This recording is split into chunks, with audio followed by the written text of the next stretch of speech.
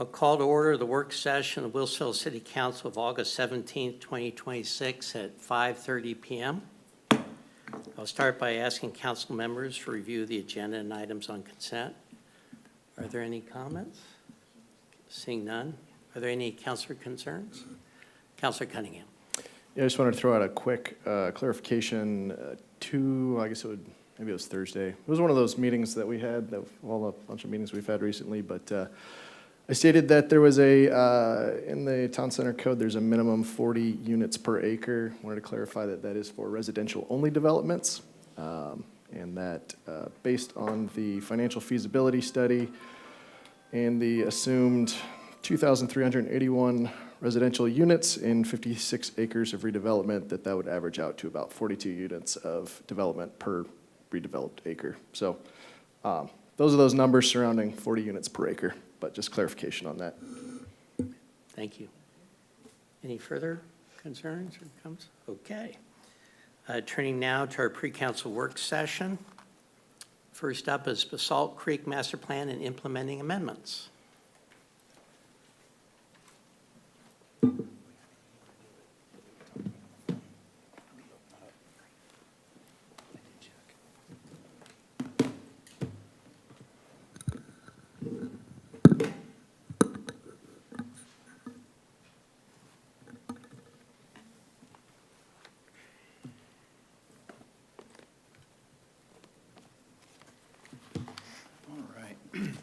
Excuse us while we get all set up here.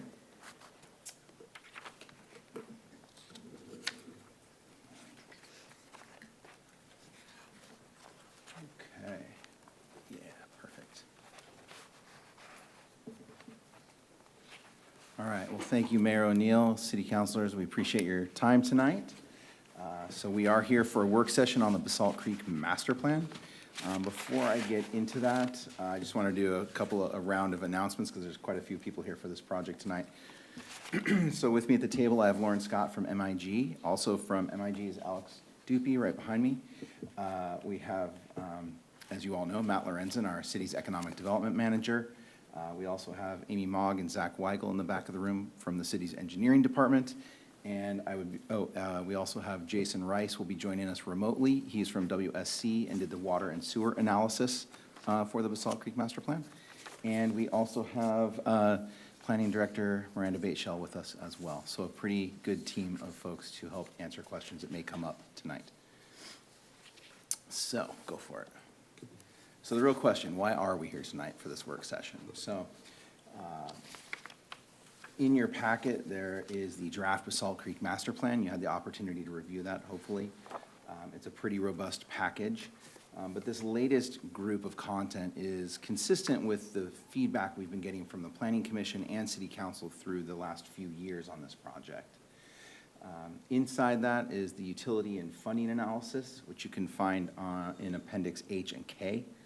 And at this point, we've integrated the West Railroad area with the rest of the Basalt Creek planning area. So that's a little bit new from the last time you may have seen that. And again, those can be found in Appendix H and K as well as in chapters 4 and 5. And remembering that that's really the utility and funding is meant to help for future development of the Basalt Creek planning area. Also the comprehensive plan amendments, attachment 4 in your packet. These are reflective of the recently adopted economic opportunities analysis, which you may remember, as well as the economic development strategy. And this is also why you'll see the removal of the areas of special concern, because now we'll have a master plan to guide for policy guidance in those areas.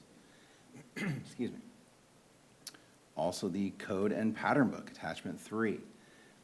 So these are also reflect the guidance we've received from Council and Planning Commission to ensure development is consistent with the existing Coffee Creek area. These policies have been extended into the Basalt Creek planning area and renamed the NWI, or Northwest Industrial Zone. You'll see that come up a lot. And then, of course, there's a use table, which is attachment 2, starting on page 14. This is where we've integrated the uses from the PDI, or Planned Development Industrial, and the RSIA, or Regionally Significant Industrial Area. into the Northwest Industrial Zone, now based on past direction from council. Furthermore, we took the opportunity to integrate more modern uses into that use table that we didn't have that existing at the time. The table was roughly 20 years old. So there are certain things that are happening out in the world that we needed to represent. So we've updated the use table for some more of those modern uses. Next slide, please. So over the course of this project, we've met with our Planning Commission 11 times, and as recently as last Wednesday, August 12th. Now, at the June 10th work session, we presented the draft master plan and the appendices for transportation, land use, natural resources, and the overall infrastructure framework. Next slide, please. And then at our July 8th work session with the Planning Commission, we covered the proposed development code edits, as well as showed the drafted Northwest Industrial Zone pattern book. And we also received feedback about the use table itself, where I had mentioned we added some modernized items onto that list. So at this point, what we're gonna do is I'm gonna turn it over to Lauren. She's gonna walk you through the draft master plan itself, and then I'll have a few more slides and we'll get into discussion. So Lauren, why don't you take it away? Thanks, Chris, and good evening, Mayor and councilors. Like Chris said, I'll just be touching on a high-level overview of the plan's contents and its chapters. So starting with Chapter 1, that provides our overview to the Basalt Creek planning area, explains how the document builds on the 2019 Basalt Creek concept plan, and describes the role the area plays in Wilsonville's long-term employment and industrial growth strategy. For Chapter 2, that includes a review of the information and previous planning that informed the master plan. That includes the original guiding principles from the concept plan, the guiding principles as they are adapted for this specific planning effort, the comprehensive plan policies and work that informed the plan, as well as the various and lengthy technical appendices that supplement this plan and its analysis, as well as some of the stakeholder outreach completed during the process. Chapter 3 provides, or summarizes what was learned during the process. It provides a high-level overview of all those technical studies, provides a summary of economic conditions, the industrial land readiness process, transportation, infrastructure, natural resources, and then development constraints and opportunities in the area as well. Chapter 4 lays out the master plan concepts for our different elements like land use, natural resources, transportation, and infrastructure. Like we've talked about, natural resources really are a defining feature of the planning area. Technical appendix and also summarized in the master plan is the updated natural resources inventory that identified various wetlands, riparian corridors, upland tree groves, streams, and wildlife habitat areas throughout the Basalt Creek planning area. And the plan includes recommendations related to resource protection, habitat connectivity, restoration, and updates to include additional areas within the city's significant resource overlay zone.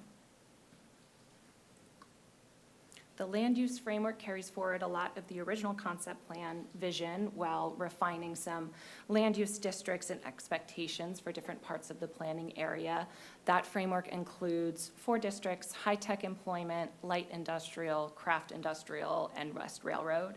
And each district is intended to support different employment and industrial opportunities based on things like site characteristics, infrastructure availability, and market conditions. Now, as part of this process and this master planning effort, the city worked with DKS to complete additional transportation analysis, the most recent of which focused on the West Railroad area. And that analysis evaluated a full development scenario and reviewed transportation assumptions from the city's TSP along with the original concept plan, just to ensure that the city is identifying the right projects for this area to be able to serve future growth. And so Chapter 4 lays out the transportation framework needed to support that development in Basalt Creek, and the focus is on creating a more connected street network and one that can accommodate future traffic conditions and make those key road connections and extensions. Chapter 4 also includes a bicycle and pedestrian framework, and that framework emphasizes connections between employment areas, future transit service, natural resources, and the regional trail systems like the Osage-Tonkin Trail and the Salt Creek Canyon Trail. And similar for traffic, additional analysis for water and sewer was conducted as part of the planning for West Railroad. Like Chris said, that's done by Water Systems Consulting, and that analysis is incorporated into this draft. For water, the plan identifies a phased approach for extending service as development occurs, and that concept is for a looped distribution network. And now similar for sanitary sewer, that's expected to occur incrementally as development occurs. It does prioritize gravity service wherever feasible, although in the West Railroad area, the topography of the area means that a lift station is likely recommended, and so that's generally identified in the southwestern portion of our planning area. And then similar for stormwater, Brown and Caldwell also looked at stormwater for this area to make future recommendations to serve development. And so the future facilities outlined are a result of that additional analysis and are generally identified in the eastern portion of the planning area where those dashed lines can be seen. And so that really lays out Chapter 4. Chapter 5 is focused on implementation and phasing and organizes the plan's recommendations into different buckets. And the intent here is to create that implementation framework that's practical rather than an isolated list of projects. And this chapter also includes a phasing strategy that really recognizes that implementation will occur over many years and will depend on infrastructure funding, market demand, redevelopment opportunities, and partnerships. And I will now pass it back over to Chris with some additional remarks. All right. Thank you, Lauren. Appreciate it. All right, so there are a couple of changes that are going to be made before, that we know of now, that will be made prior to the public hearing at Planning Commission on September 9th. One is we have a little mapping error. This is the sub-district map, and inside that red circle are a couple of rectangular properties that are misrepresented as high-tech employment, or I'm sorry, high-tech, and they will be, they're supposed to be light industrial. So we'll make that change before it gets to the September 9th public hearing at the Planning Commission. Next slide. And then back on August 12th, which was just last Wednesday, we had a very positive, very robust conversation with Planning Commission about data centers. Obviously, it's a hot topic nationally. The Planning Commission had a really, truly fantastic 30-minute back and forth on data centers and what they would like us to see. So the guidance they have given us at this time is they would like to ensure that data centers are an accessory use to a primary use, an existing primary use, that so someone couldn't just come in and build a data center to build a data center. It would need to be for their use, much like Siemens has one here now. They would like it to be on the same property. They've guided us to write it up as it would need to be on the same property, not on an adjacent parcel. A maximum of 25,000 square feet for any data center in the city of Wilsonville. Or I'm sorry, in the Basalt Creek planning area, my fault. I'm just getting carried away, I'm just doing the whole city now. But also at the same time, they want to limit it as a % of the total square footage of structure on that property for the primary use. We don't have that % number yet. It's something we need to research. This just happened last Wednesday, so we haven't quite gotten to that yet. We'll be using the Siemens property as sort of a data point to see what size, what % of their structure, so we've got some research to do. Furthermore, they'd like to ensure that an infrastructure analysis is part of the approval criteria, make sure that there's enough power and water and all the things that it takes to power a data center. And then they had a discussion about potentially prohibiting data centers except for in the high-tech sub-district. The group as a whole did not feel they were ready for that. So right now, data centers are listed as a restricted use in all 4 of those sub-districts you see in the Basalt Creek planning area. But that is something they wanted to talk about later or in the future. The other thing, which I skipped past, is that they would like data centers in the Basalt Creek planning area as part of this master plan to be a conditional use for all sub-districts. And what that really means is it's no longer a staff level decision. It would be automatically need to go to the DRB for that decision to be made, adding that extra layer of analysis and oversight. So, And ultimately, that reaches city council if necessary for an appeal decision, because I'm turning to a city attorney. Because I'm a particularly have a concern about data centers myself, so I Yeah. want to know if we're going to be an opportunity to weigh in. right, Well- well, oh, I'm sorry.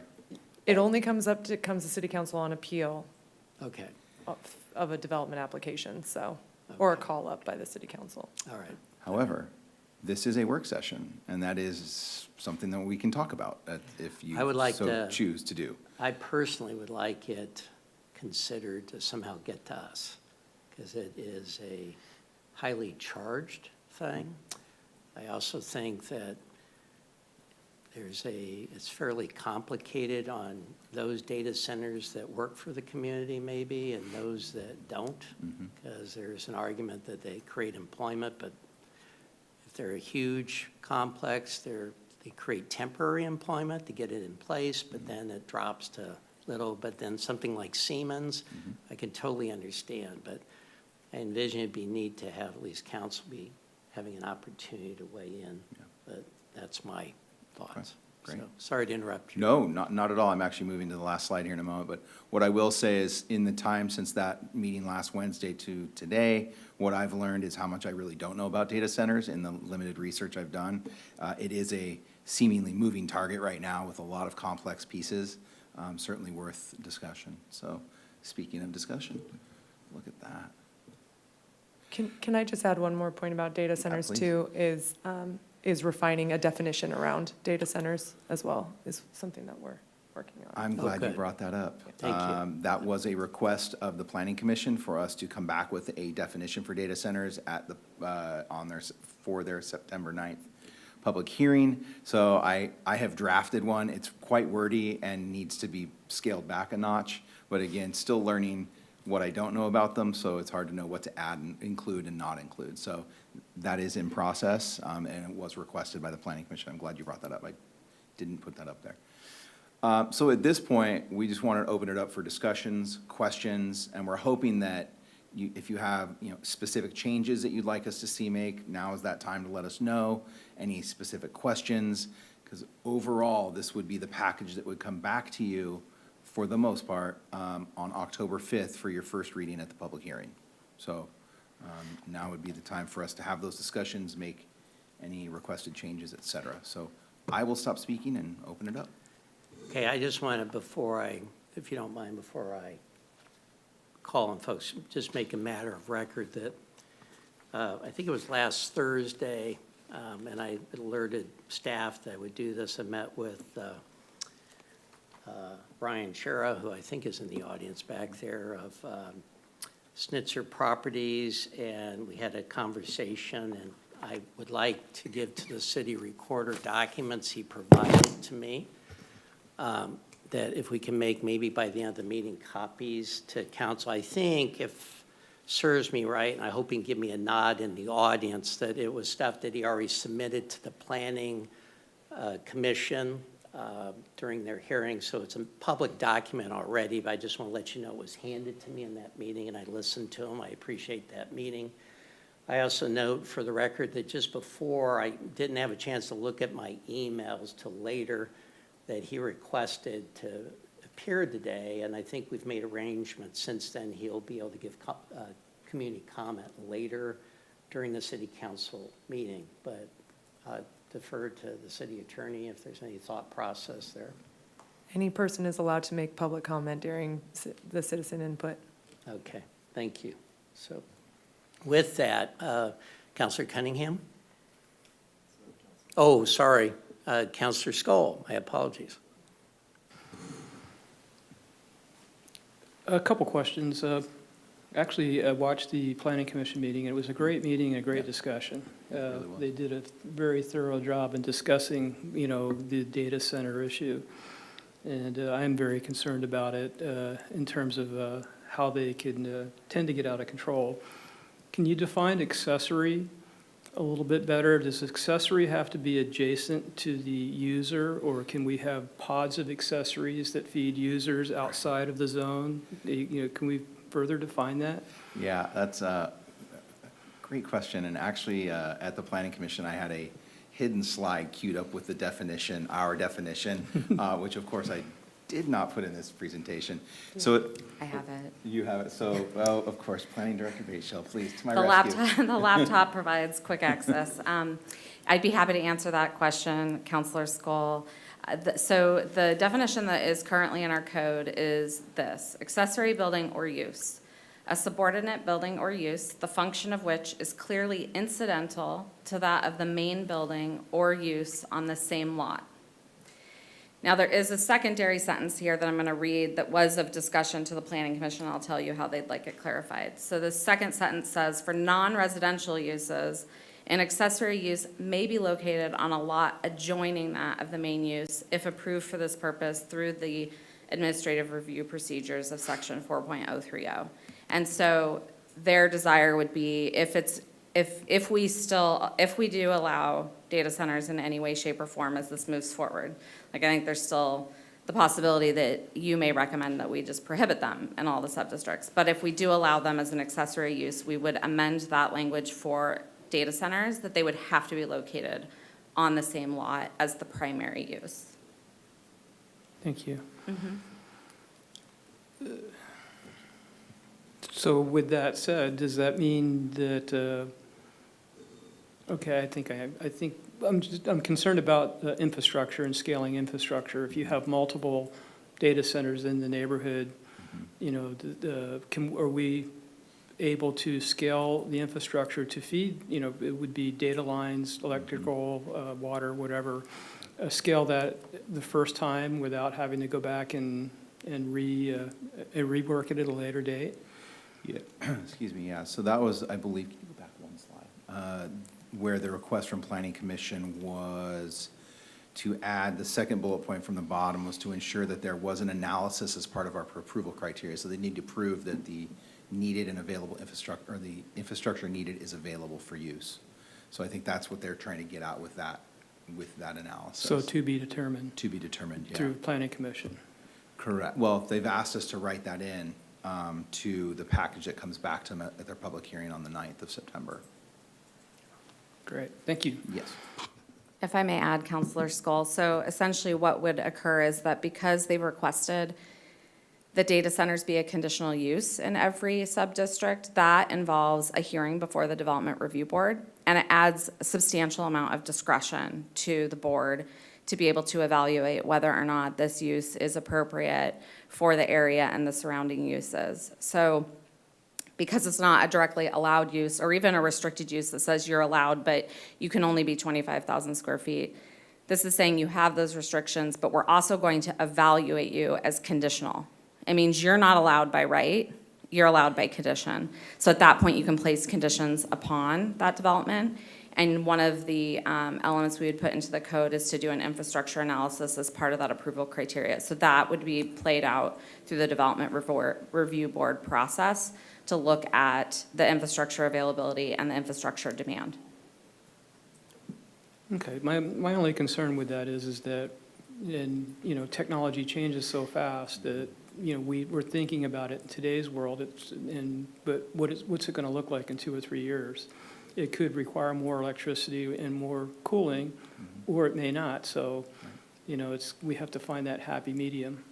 Yeah, and you may recall that was part of the discussion at the Planning Commission was we had at least one commissioner was ready to just outright not allow them. Right. But the other weren't quite comfortable because of the unknown future. It's really moving a lot and advancing quickly.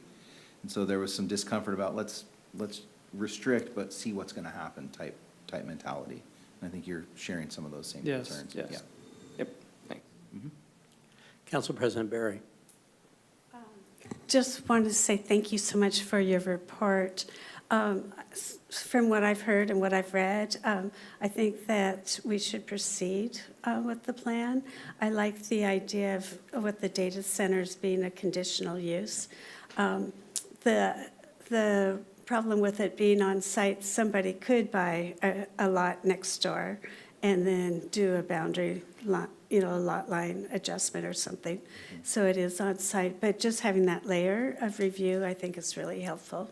Yeah, thank you for that feedback. And that was also a concern of the planning commissions, was if you allow data centers on an adjacent or adjoining parcel, if that business were to go under, could you sell that data center to someone else? And now it's just a leased data center versus connected and contingent, or used Yeah. for the primary use. So that, I think that's where they're trying to get away from that, is at least have to be on the same property. So you wouldn't be able to do a lot line adjustment to remove the data center from that property and sell it off individually. I think that's where they're trying to, that was the planning commission's desire. Yeah. Yeah. And then the other question is, I didn't hear any discussion about the railroad. If we have to, like, we're still thinking about how are we going to handle that railroad bridge? Yeah, do you want to jump in on railroads at all?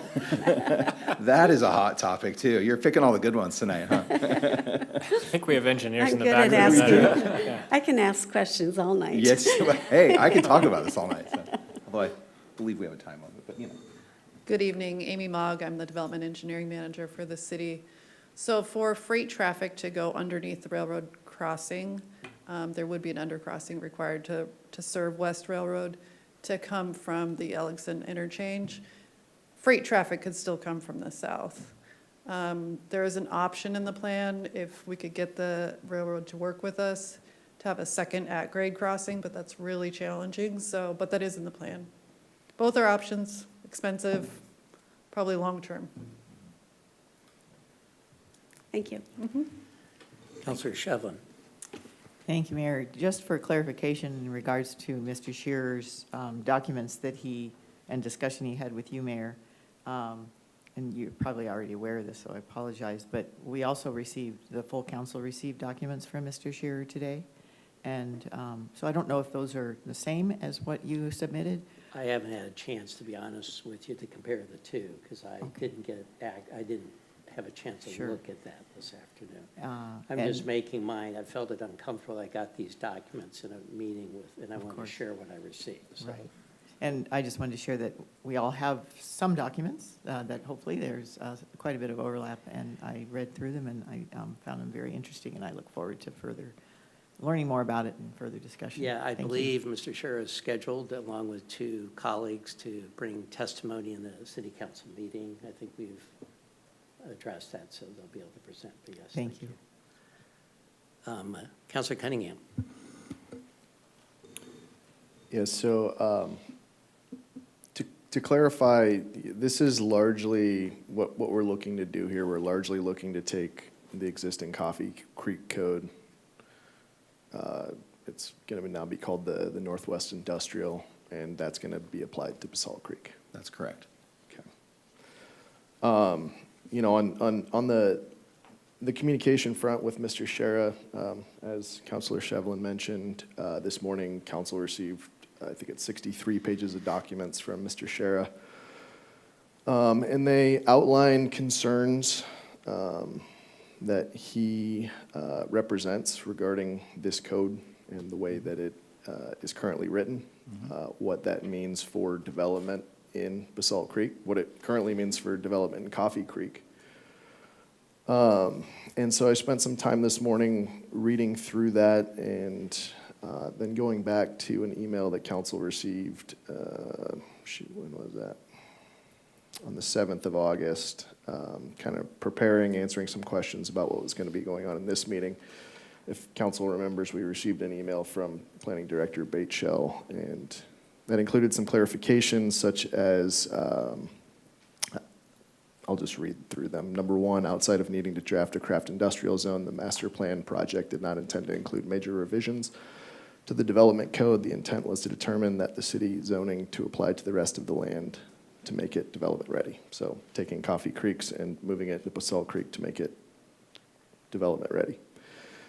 Number two, with council's direction to have development in Basalt Creek consistent with that in Coffee Creek, the Planning Commission over several work sessions has proposed very few changes to existing code, extending the Coffee Creek District, renaming it the Northwest Industrial Zone, and integrating land uses from the city's PDI, Planned Development Industrial, and PDI RSIA, regionally significant industrial areas, zones into a use table. And then number 3, both the council and commission want staff to maintain the expedited administrative review process as an incentive for development applications meeting the city's clear and objective development standards as established by the Coffee Creek overlay, particularly since we just updated those standards. So with that in mind, I did have some questions that I emailed today, and I wasn't able to get a response to some, but I do want to have them on the record tonight. We might not have responses to them, but I want the community to understand what kind of questions I see are important here and where I believe our focus needs to be as we take this step to incorporate an entirely new industrial area. Kind of stepping back real quick though, on the communication front, I'm concerned about how this communication with Mr. Shera has been forced. Receiving this email this morning, there was a lot of good information in there. It's great, but we're not having a conversation. We opened up 2 council work sessions to a developer in Frog Pond to come to council and speak with us. Today, we started our council work session at 5:30 p.m. We normally start at 5. To me, that was a half an hour of missed opportunity to have a conversation. Our agenda packet estimates that we'll be completed with our work session by 6:45. That would be another 15 minutes right there. In my estimation, we could have had a 45-minute conversation about these concerns with the largest stakeholder in this area. Some of the concerns that I brought up, and I'm looking forward to questions on, are what percentage of Coffee Creek have we seen meaningfully developed under the code that we're looking to now move from Coffee Creek into Basalt Creek? Looking at the urban renewal district, there's been about, I think it's $5 million of maximum indebtedness that's been pulled off of that. Out of 67 million, it's at about 62-ish in 10 years. And that's a 20-year lifespan on that district. It's supposed to be there for 20 years. We're halfway through it. We haven't touched 10% of the money there to develop infrastructure. So it starts to make me question, is this code inhibiting, or is it not helping and benefiting our ability to create these developments?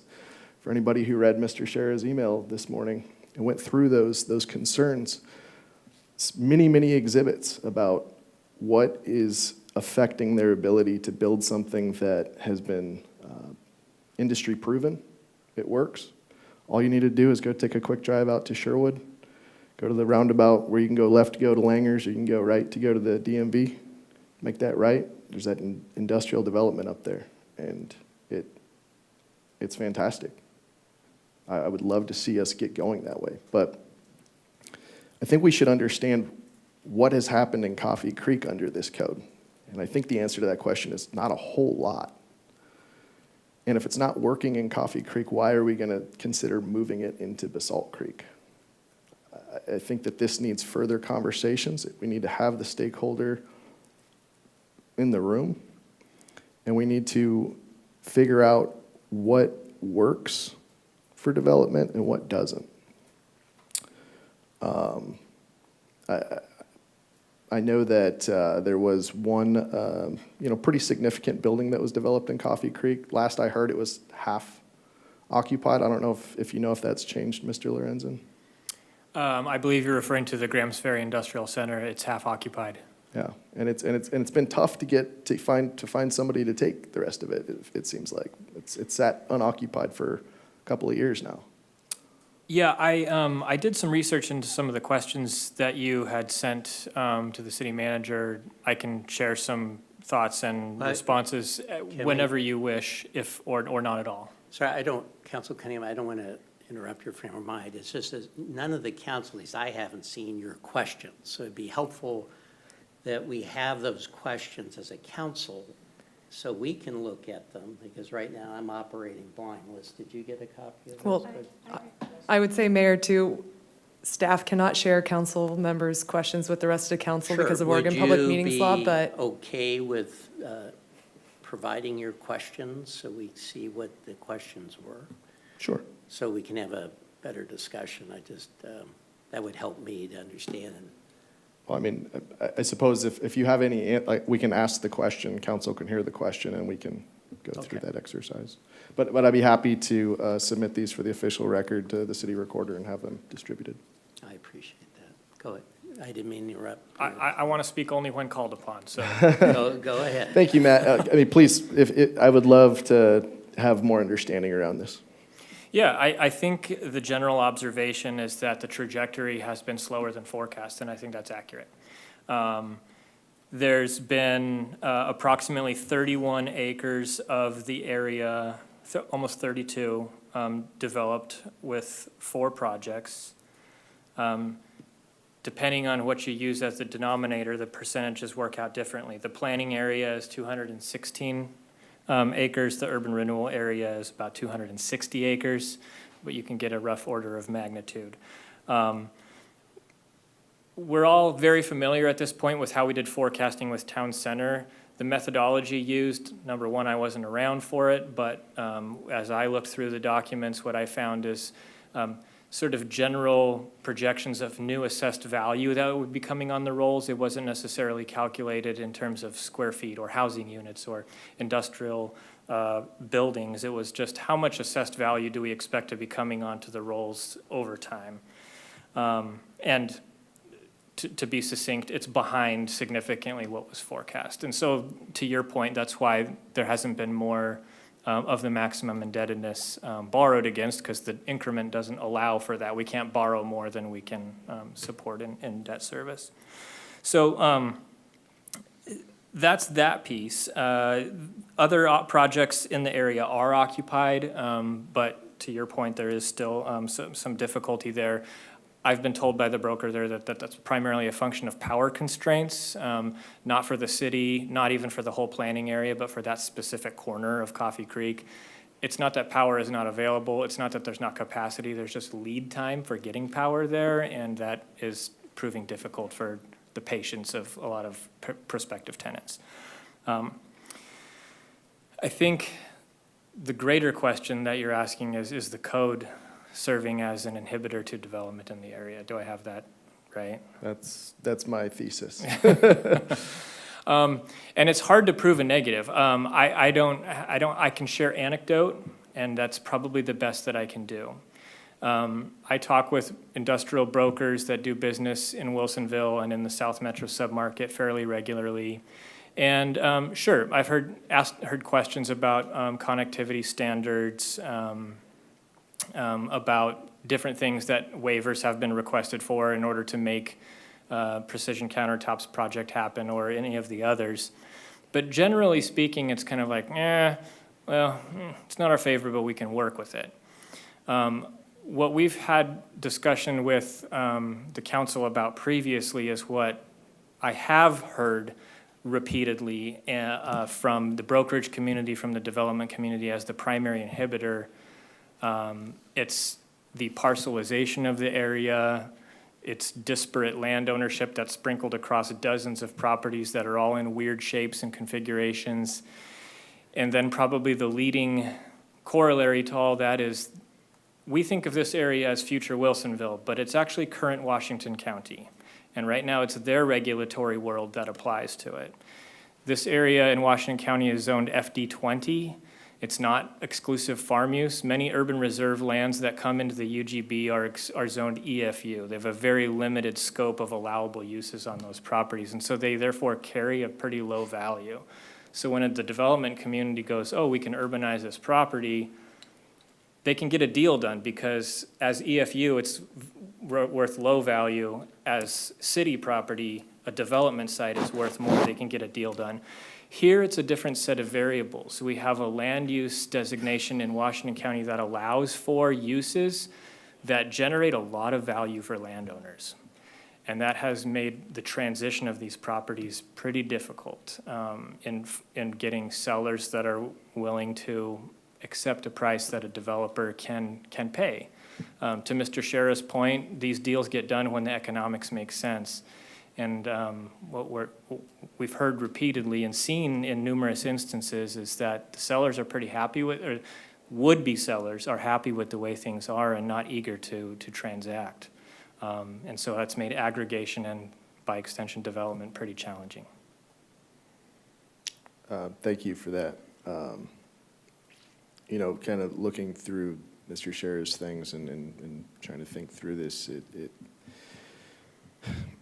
you know, what's been offered is, you know, apply for a waiver. Okay. But if an industry, to me, if an industry standard, if a proven model requires a waiver under our code, then our code isn't very good, because the proven model that works, that gets the job done, that enhances the value of that land, that would enhance our ability to draw tax increment financing, that shouldn't require hoop jumping. That should just be, to me, a given. You know, some of these issues that are being brought up in here are you know, maybe they'd be waved away, but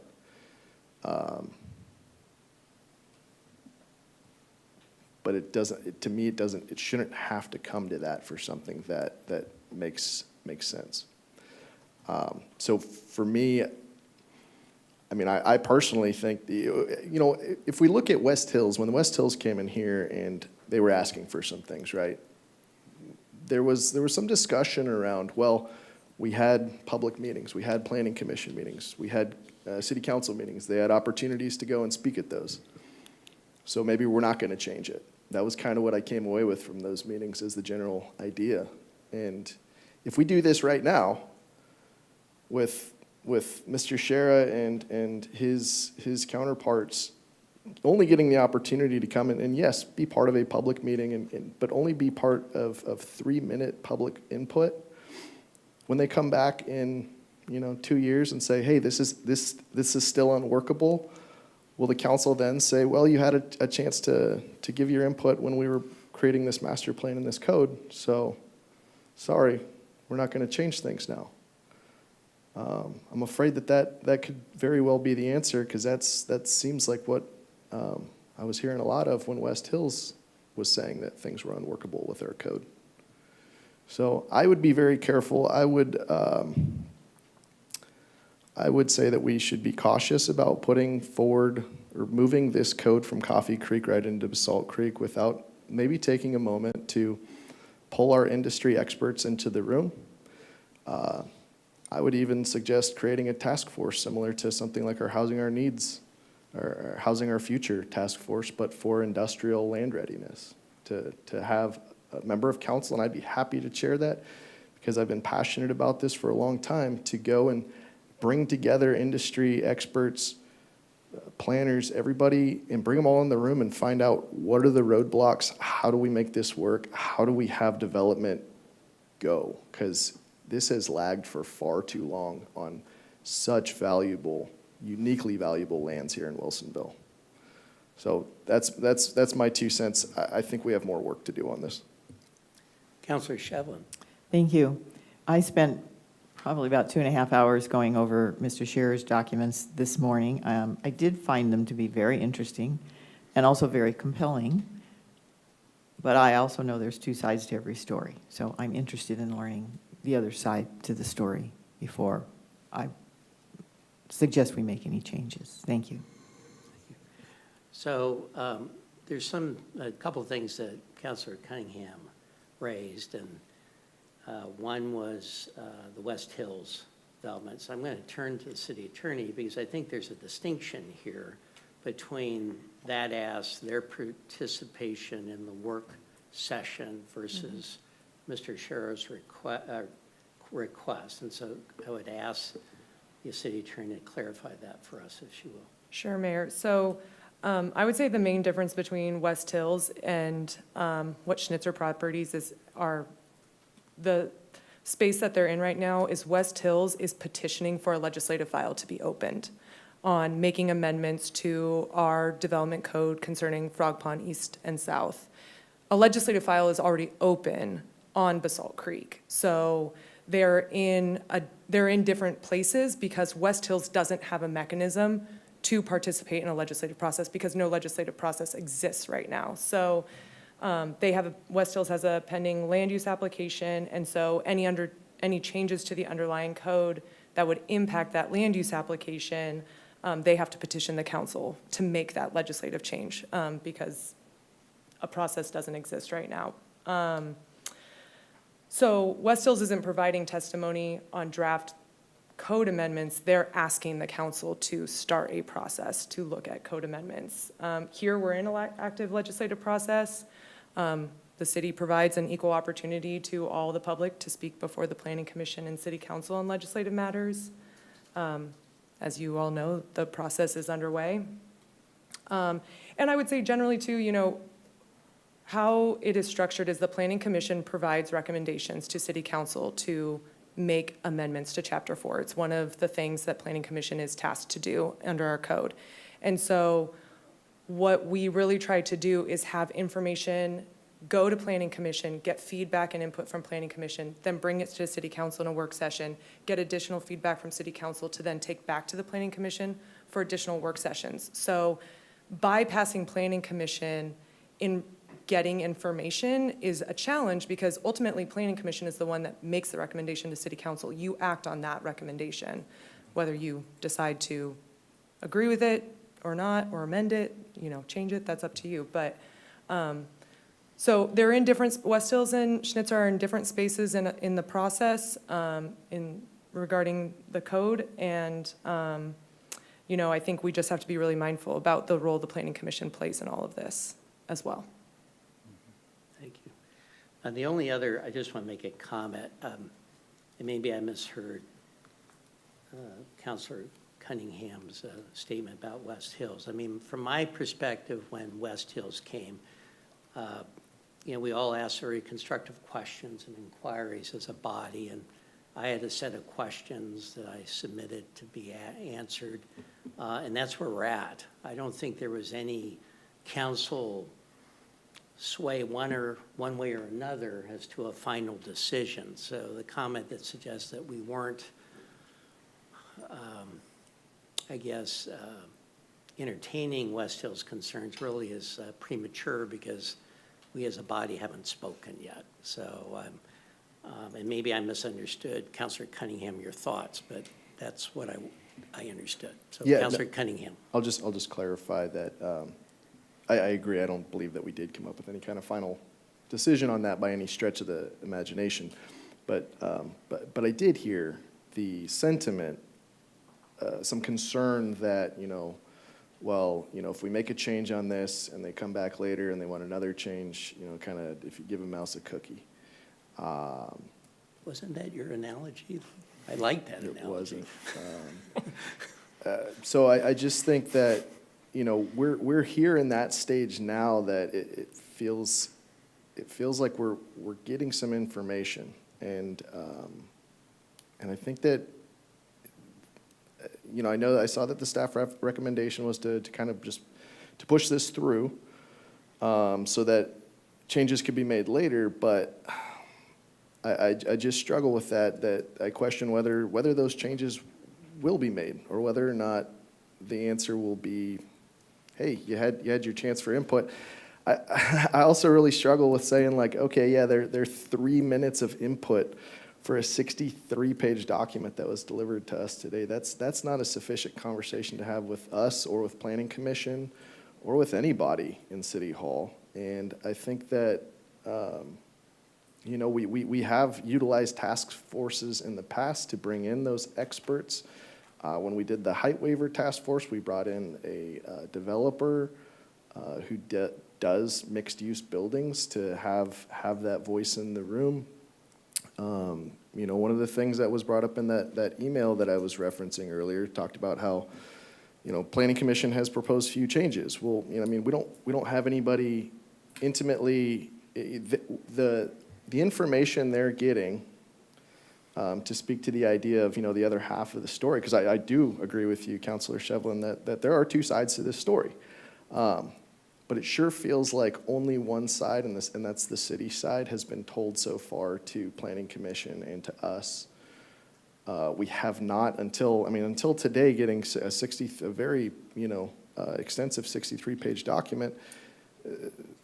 there wasn't really anything that seemed to tell the other half of the story until this morning to me. And now we're here trying to, considering moving this forward to a public hearing in October. And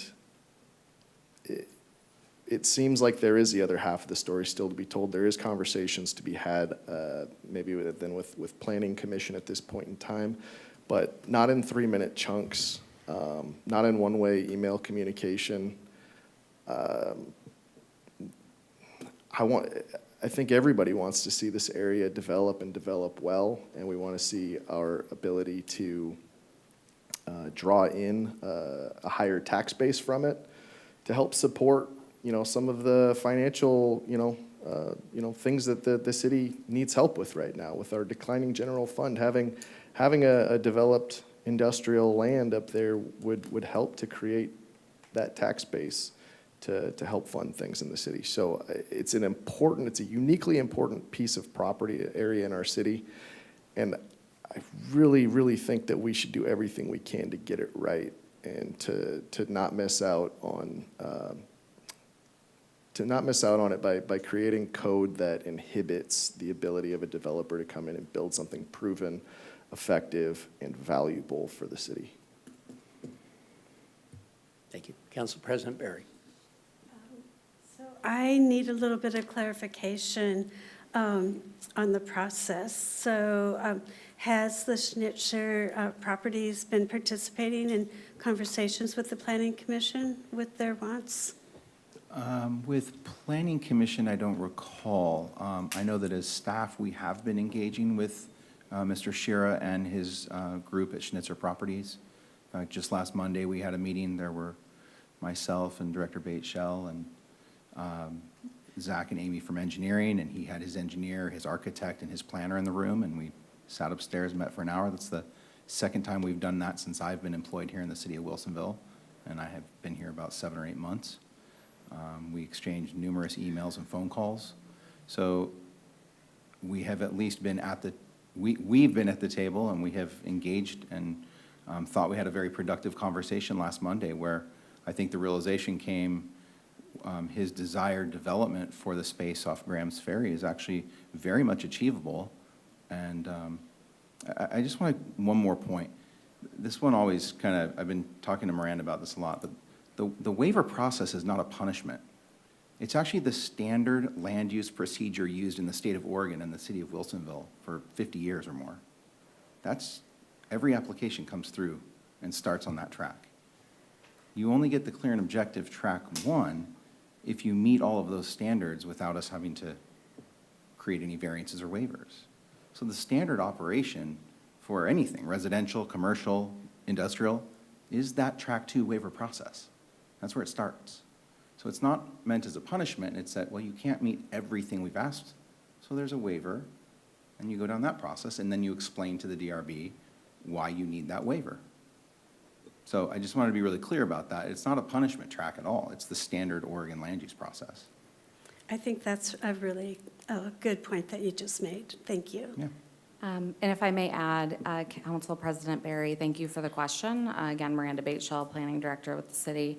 There was a period of the project at the very beginning where we reached out to stakeholders, including business interests and developers, and Schnitzer Properties was invited to the table and participated in that process. So that was at the beginning of this process, back when we were doing the initial work on the EOA and the EDS as well. So getting that input from them as well as broader regional stakeholders was really important.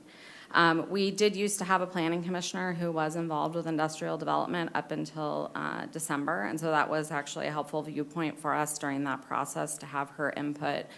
I would also say that to add to Chris's point is that we have long operated in the city essentially with just PDI and PDI RSIA, which is our planned development industrial and regionally significant industrial areas.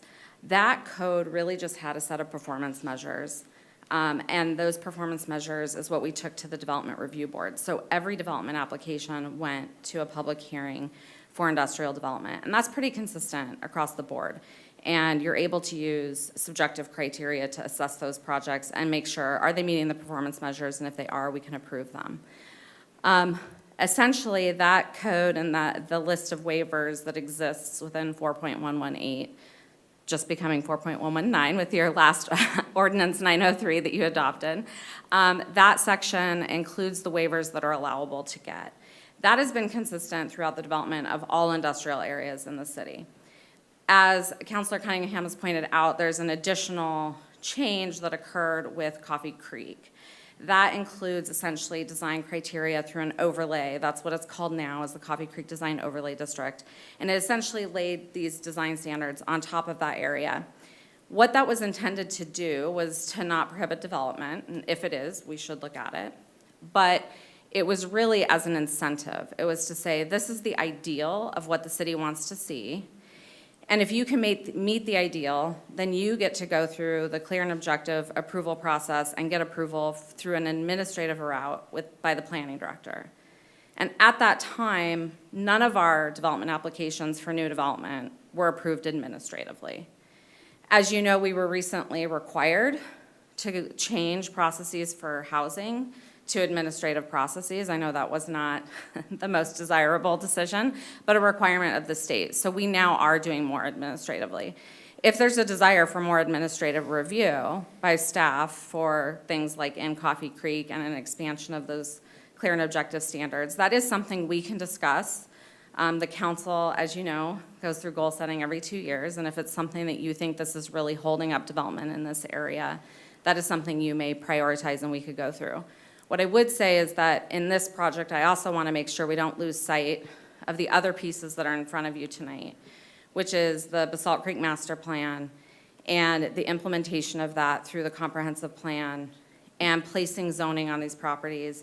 Part of what's held up this area is that there's nothing entitled, nothing can come into the city even if it wanted to develop.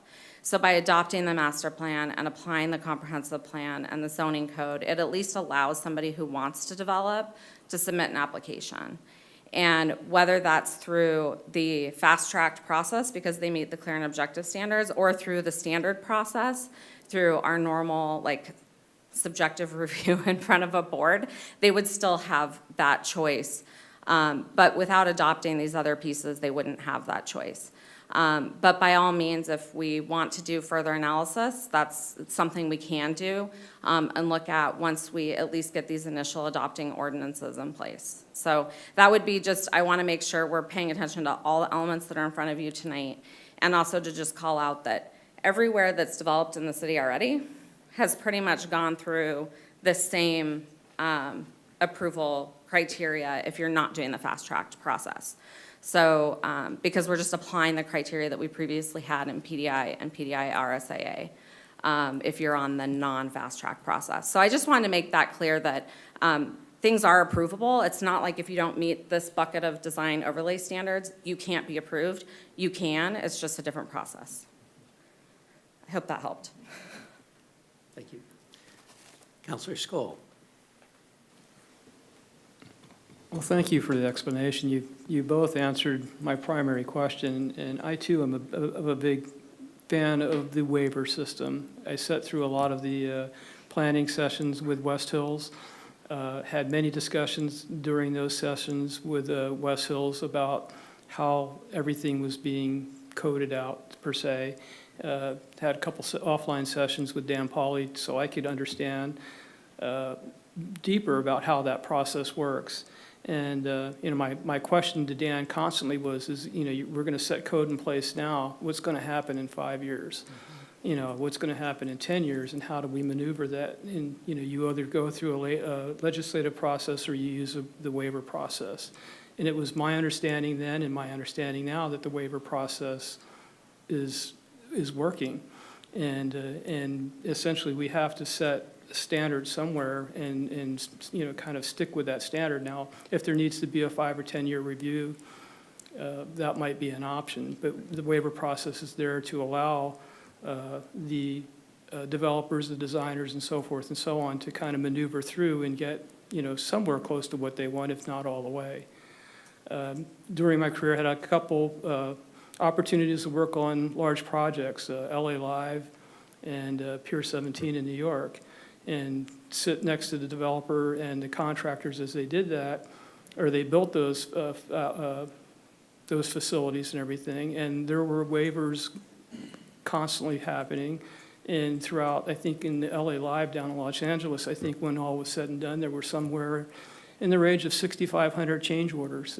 And I think that was a kind of a low number for the size of the project.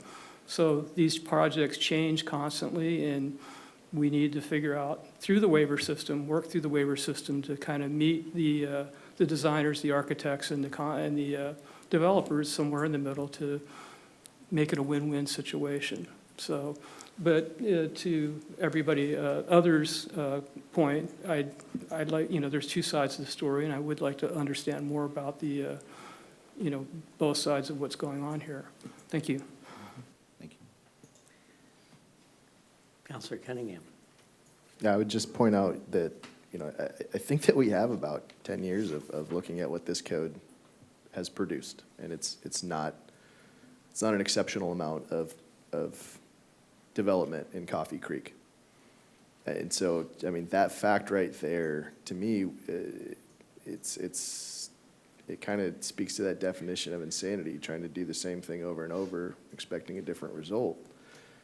We've seen how it's worked in Coffee Creek, and it hasn't. And maybe there's some other issues there with laydown yards, and we're trying to address that. But one of the things that Schnitzer has presented us in their Johnson Economics report was that given what they see the development standards that we've laid out in a clear clear and that's what I'm looking for there. Objective? Thank you. The clear and objective track. It lowers the value of that property by half. That's not a development that we even want there, in my opinion. We want to maximize the land value there so we can maximize our TIF if we were to create an urban renewal district in Basalt Creek or in the existing urban renewal district in Coffee Creek, so that we can get that infrastructure going, so that we can help support that development. But it hasn't worked in Coffee Creek. We have 10 years of data on that. Those same issues of laydown yards and things like that. If I remember correctly from our discussion when we approved the regionally significant funds where we would help to aggregate those lands, that Basalt Creek is going to face many of those same challenges. So, I mean, looking through some of the things that were in the brief in this document from Schnitzer, it says, when every industrial project that has come through the district has required waivers to function, that's a strong indication that the standards themselves, not the projects, need revision. They said,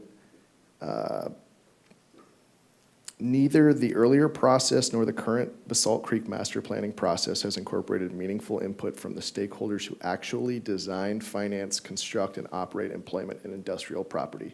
The result is a set of standards that, in our experience, no such stakeholder would support, as noted above, has contributed to the lack of development to date, and that no other jurisdiction in the metro area has adopted similarly for its employment in industrial zones. Those are strong statements, and I don't think that they come and bring this lightly. I think they know that submitting this document is going to hurt their relationship and working with the city, because there are going to be hard feelings about what the light that this document shines on what we're doing and not doing. And I won't name names, but I have credible information that some of the large industrial developments that have occurred in the city have not, the end result has not been, the developers have not been pleased with, because of all of the things that they had to do along the way to get to something that now sits half unoccupied and has for years. And then we're gonna try to move that code to another location and do it all over again. I think it's insane. I think we should really consider listening to the people who actually design and build these things and have done it for a long time and have a proven track record, and and looking at what other employment and industrial zones in the region have done and finding, and not try to reinvent the wheel and make this so aspirational that we end up getting nothing, like basically Coffee Creek has produced. So it's just, Any other comment? Process. I'll turn to the city attorney. Right now, where are we at in the public process where Schnitzer can participate moving forward? I mean, they're going to testify, or not testify, but offer community input in the city council meeting. But after tonight, what are the processes for them? Well, I believe the Planning Commission public hearing is scheduled for September, Yeah, September 9th at Planning Commission. and then a public hearing is scheduled for council in October. October 5th, first reading, October 19th, second reading. So those, outside of participating with the city project team, which as Chris noted, they've been communicating in various formats, it sounds like, those would be the other opportunities. Okay. And then I'm all about process. Sorry, it's the lawyer in me. You know, it's making the process consistently applied to everyone is important to me. And so offering one particular developer something that others don't get, to me, there's a concern there. When we're in an open legislative process, it seems like a hoop has been jumped, or a process has been jumped. And my worry is if we do it for this particular developer, how does it impact down the road? And I guess I turn to the city attorney to get some guidance on that. Yeah, I mean, we need to treat everybody the same. So Right. yes, there is some precedent that you create if you allow for one member of the public to engage with the city in a legislative process. I would generally advise that you do that for anybody who would ask to do that moving forward, unless you're going to create criteria around why some people get to and other people don't. And it's got to be, something that's not, we'd have to work through that if that's something the council want to do. But also what I heard Director Bateshell say is that if there are particular concerns around the development code itself, that there may be some, I don't want to use the word bifurcation because I don't want to editorialize what you're saying, but what I heard you say was around some of these other documents like the master plan, the comprehensive plan, those kinds of things, there may be a way to give staff time to do some additional investigation about parts of the development code versus other parts that maybe there's not an issue. So then development has a mechanism to apply to annex into the city and develop. Yeah, thank you for the question. Essentially, the master plan document is something that we are under obligation through a grant to adopt by the end of the year. And I don't seem to have received any feedback from the council, including this evening, that there's really anything within that document that you want modified or corrected. Same with the comprehensive plan designation. We would obviously apply an industrial comprehensive plan designation. So those are two things that we are obligated to complete by the end of the year and would seem to make sense to continue to adopt. I would also recommending adopting the zoning map in order to allow those who want to develop, even if they, whether they go through the clear and objective track or whether they don't. Just enabling the area to develop to the urban standard is really important for us to opening the door to development at all in that area. Now, if there's a desire to dive into what does the NWI zone say, do we want to continue to have that applied? Do we want to modify the clear and objective track? That is something that could be a project and that we could do, and we could modify those standards. We could also, as part of that conversation, if the council wants it, is just say, do we peel back the NWI and essentially what the Coffee Creek Design Overlay District is, and just go back to PDI and PDI RSIA, and no longer have an administrative streamlined fast-track process, and just have the one process for all of industrial development, the way we used to have through the PDI and PDI RSIA. We have a lot of industrial development in the city. So from that perspective, whether the code it may not be working now for what the market needs now, and the overlay might not be successful in terms of achieving what we had originally wanted to achieve out of it. But we have a long track record with the PDI, RSIA, which is essentially what people are applying for if they don't end up like qualifying through the clear and objective track. They're really going with that and then just having to meet the design standards that are in the overlay. If you have specific questions, staff is also happy to answer those regarding some of the comments from the public testimony that was submitted to you around connectivity or parking. I know those are some of the primary issues that they have, so if you have questions about that, we're happy to answer them. But we're happy to make it a follow-on project, but we do have these bigger pieces that don't seem to have issues before you tonight that we're happy to adopt to get this area at least online. Okay, and just the discussion of waivers, it's my understanding, correct me if I'm wrong, because I've been involved with the city for a number of years. Have we ever denied a waiver that you know of? No, we have never denied a waiver, but we have denied a variance. They're two different things, and we have denied a variance. What staff tried to do is, obviously, it's not a staff decision. Waivers are reviewed by the board. That's a public review body, so they, we're not sure what they're going to want to evaluate when something comes in front of them.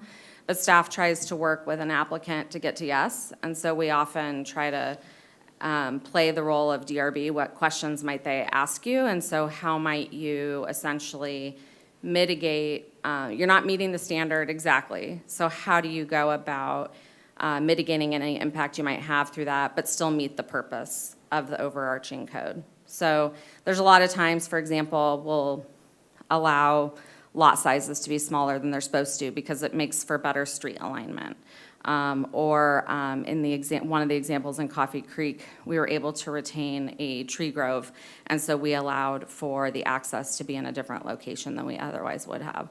So it's often very site-by-site specific, but we work with a developer, to identify what those things would be and then how they might be able to meet the purpose in another way.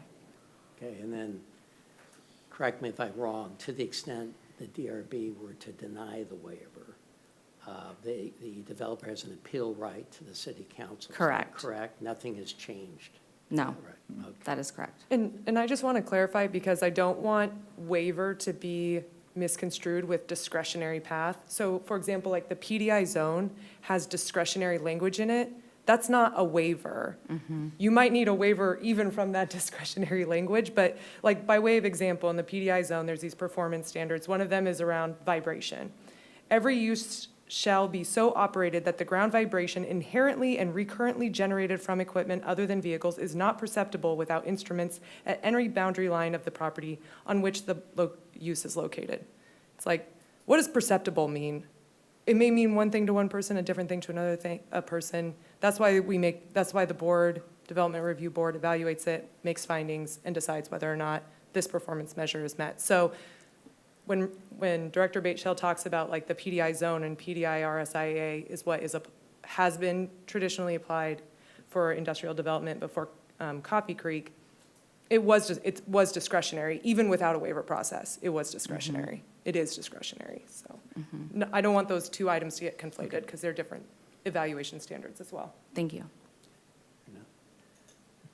One last thing. On Coffee Creek, the mental health facility that was contemplated, that was going in Coffee Creek, wasn't it, initially?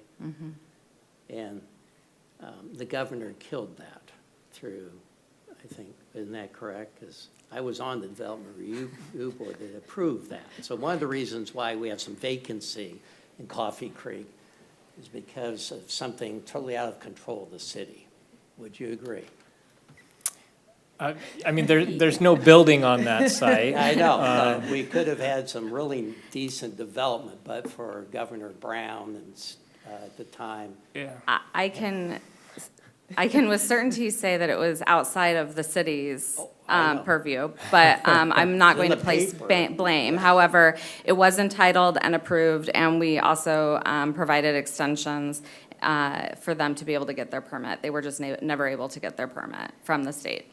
Okay, the governor, but I'm saying that, and you're not saying. Okay, fair enough. Counselor Cunningham.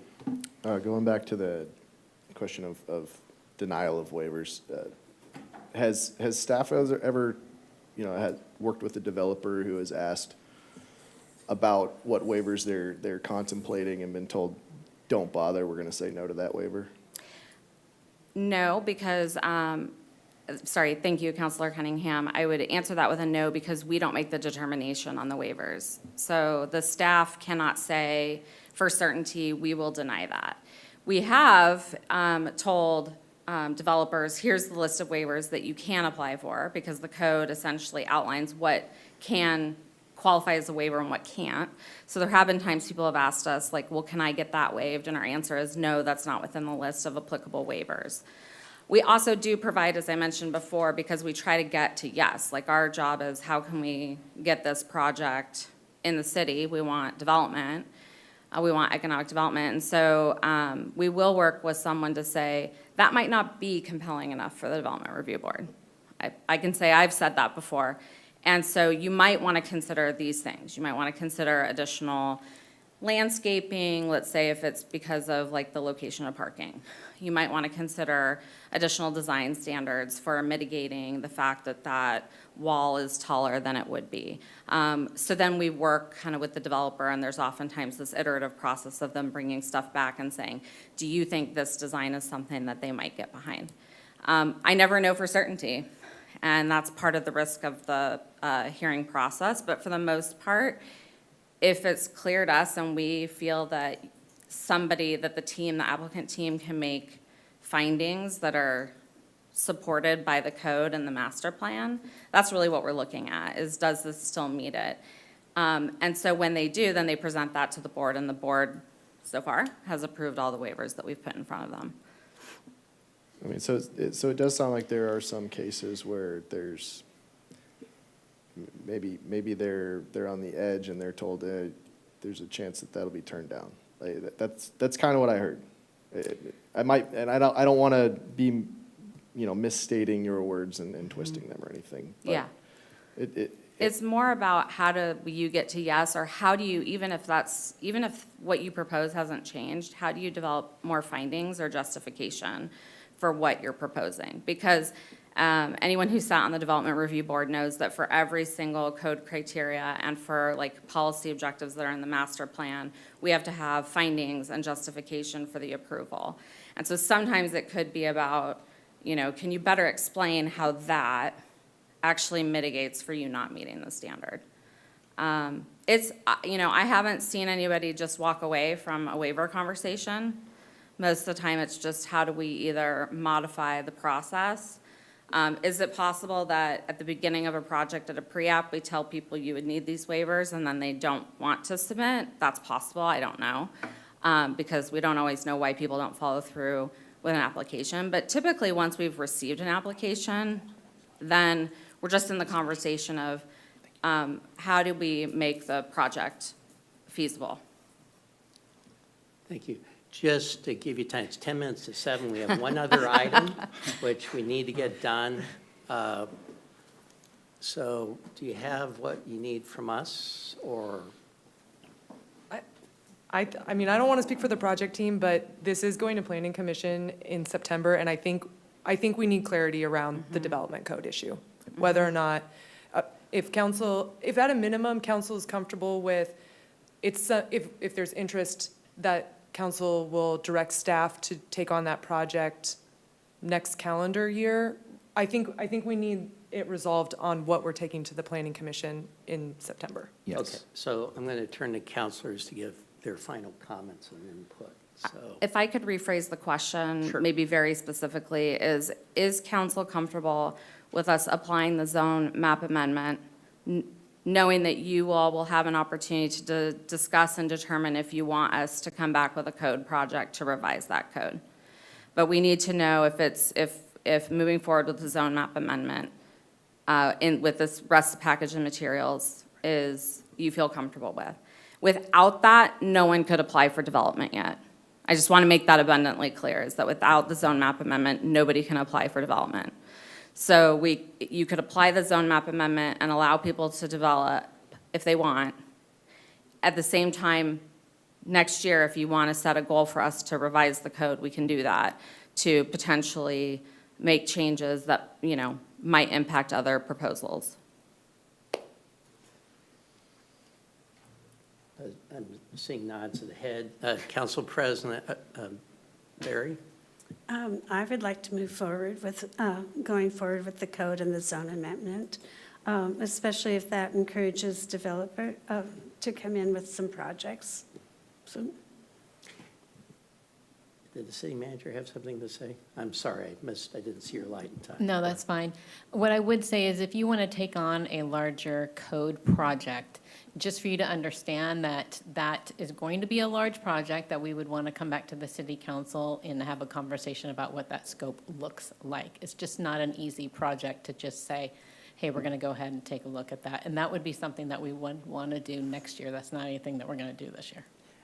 And that sounds like something that would be in a goal-setting conference. Would it not be, where staff would give us a more detailed, deep dive? Yeah, this would be part of your goal-setting conversation, but at that time, we would come back to you with what that would look like. If this is something that you want to take on as a goal, we would be able to give you a scope of what that project looks like. Yeah, thank you. Councilor Shevlin? I'm in support of what Ms. Bachel defined as far as moving forward, as long as we have several opportunities to come back and visit any concerns that we have, including a larger project if we set that as a council goal next spring. Thank you. Thank you. Councilor Skull? Same here as Counselor Subman and Counselor Berry, Council President Berry. Councilor Cunningham? Yeah, I mean, it sounds like we're on a deadline by the end of the year. So if we have a deadline, we have a deadline. But I would be very much interested in having this conversation and seeing what we can do about bringing our code to a place that gets things cooking. Thank you, Councilor Cunningham. I concur with what Council has just said. And can I make a comment? This is me, no one else. It would help me when someone provides testimony as detailed as the packet that I understand we received, that would be given to me so I can look at it over the weekend. So I love great input, but we're going through staff materials usually during the weekend, and just to pass it on to anybody, a member of the public, if they really want us to all be on top of information being submitted, the sooner we get it, the better. Because as a trial lawyer, I used to remember someone handing me a brief the morning of, and I go in front of the judge and say, well, Judge, I haven't read this. I don't know what they've said. And usually the judge denies it right there because I didn't read it. So if you really want us to look at things, the earlier the better. So that's just a general comment. But thank you, staff. Turning quickly, public safety project update.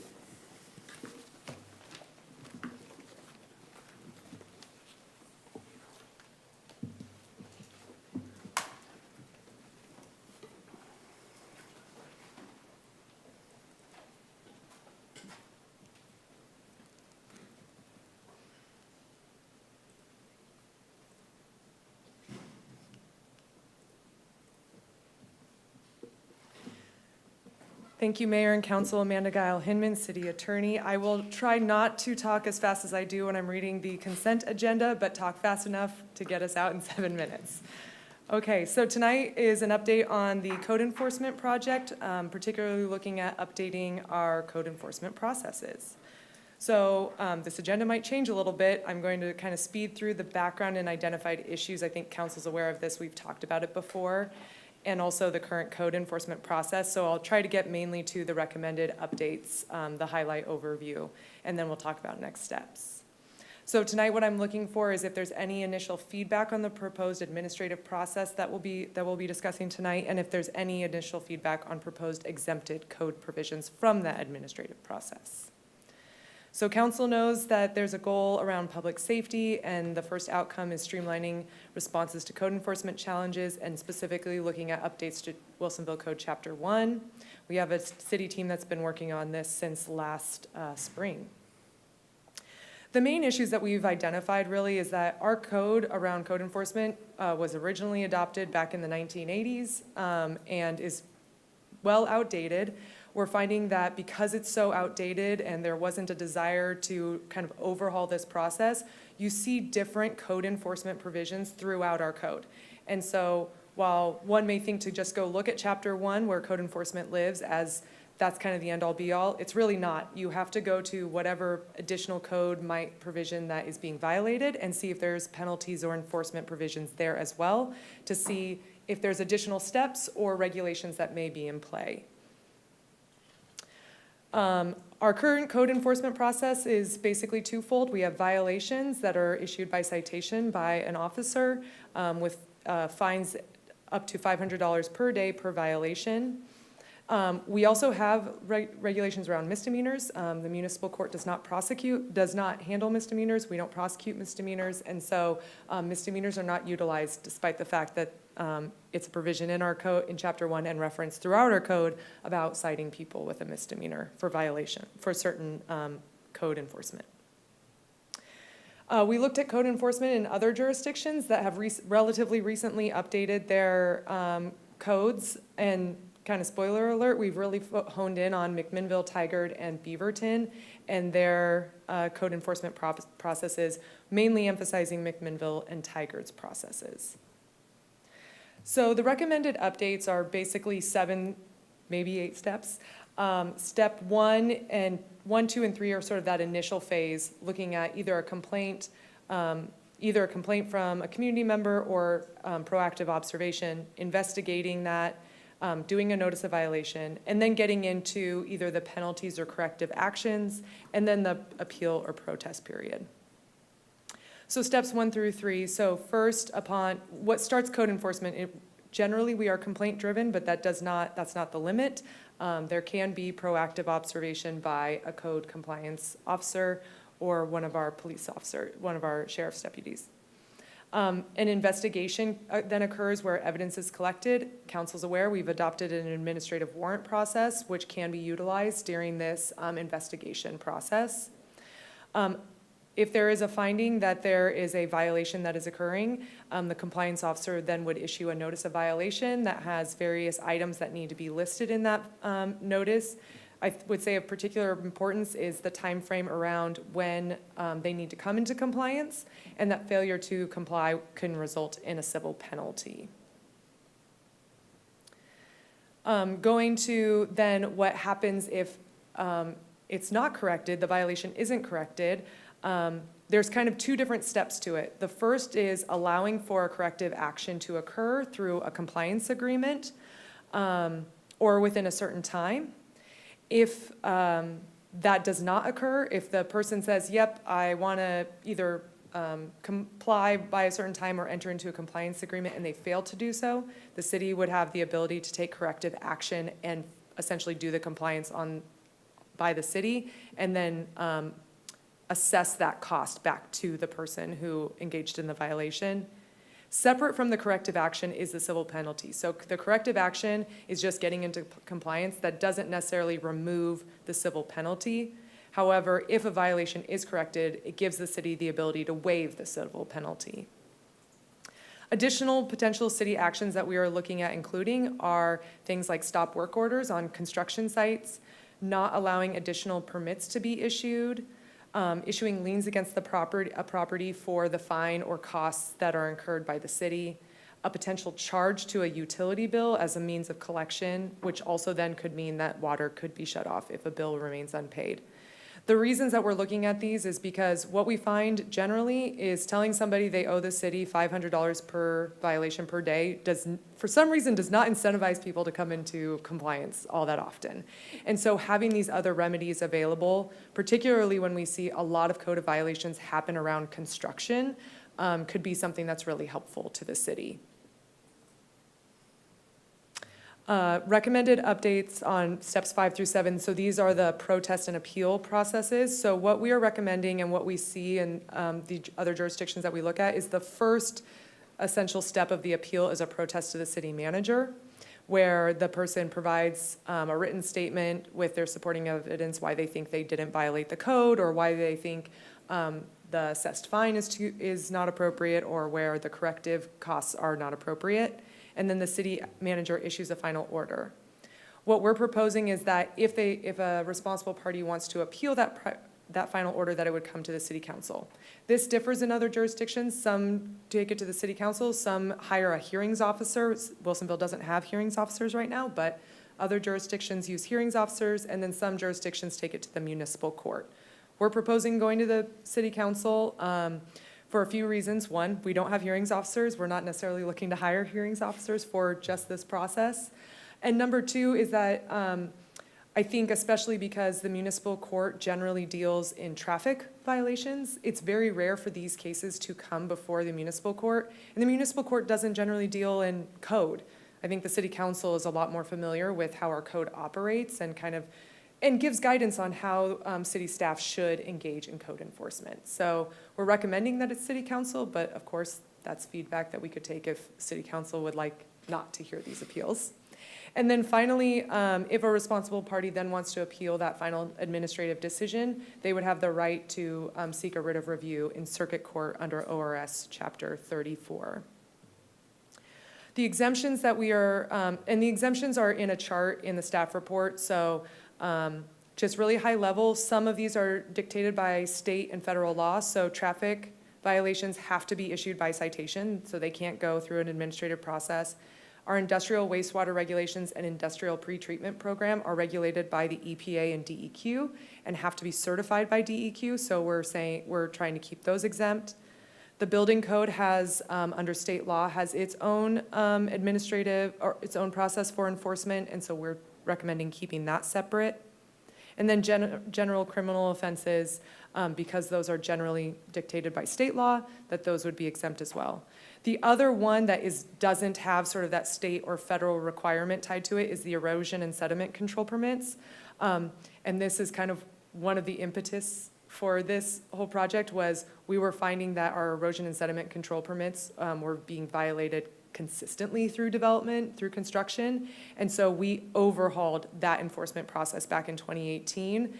And so given how comprehensive that is, staff is recommending to keep that process where it is since it was just overhauled in 2018. But it is serving as a model for our general code provisions, or a general administrative process we're recommending. So next steps, and this is updated, I'm gonna slightly update. Originally, we were planning to come back to City Council with the actual code regulations at your second meeting in September. Given that your next two work sessions are a little bit light, we're gonna break those out into 2 work sessions. So your work session, the first work session in September will be on Chapter 1 solely, and then your second work session will be on all the updates that we're doing to the other portions of the code to conform to Chapter 1. We're having another Planning Commission work session. We just had one in August. We're having another one in September. And then if all goes according to plan, we will do hearings with Planning Commission and City Council in October and November with updates effective January 1, 2027. We also anticipate bringing the nuisance code that you've already looked at the draft of as a separate ordinance and tee that up at the same time so everything is effective January 1, 2027. I spent 10 minutes instead of 7, but I tried really hard. And well So done. these are the questions for council. So you have a staff recommendation, which you've laid out. Council, any input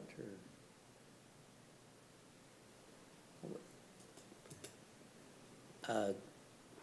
Council President Berry. Yeah, thank you, Amanda. I thought your report was really good, and it makes sense to me, and I'd like to move forward as you recommended. Thank you. Councilor Shevlin. Likewise, I think it's a great plan. It's well laid out, easy to understand. I look forward to the upcoming work sessions. Thank you. Councilor Skoll. Good plan, let's move forward. Thank you. Councilor Cunningham. Ditto. And you got a double ditto here. All right, great. Thank you. Thank you. And you spoke fast and we understood you. Hey, win-win. Okay, with that, can we adjourn till, are you guys okay to start at 7:10? Is that all right with you? Okay, we'll adjourn till 7:10 PM.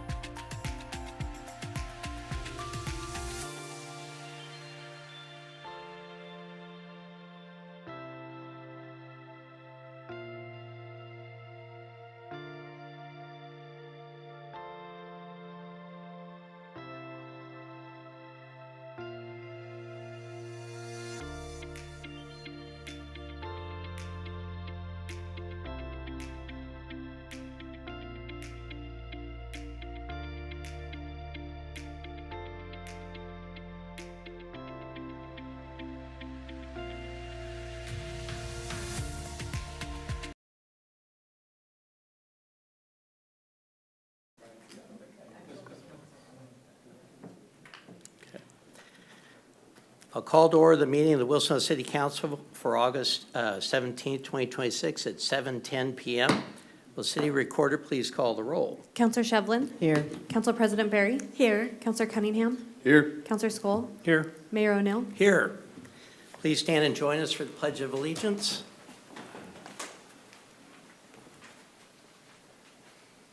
I pledge allegiance to the flag of the United States of America and to the republic for which it stands, one nation, under God, indivisible, with liberty and justice for all.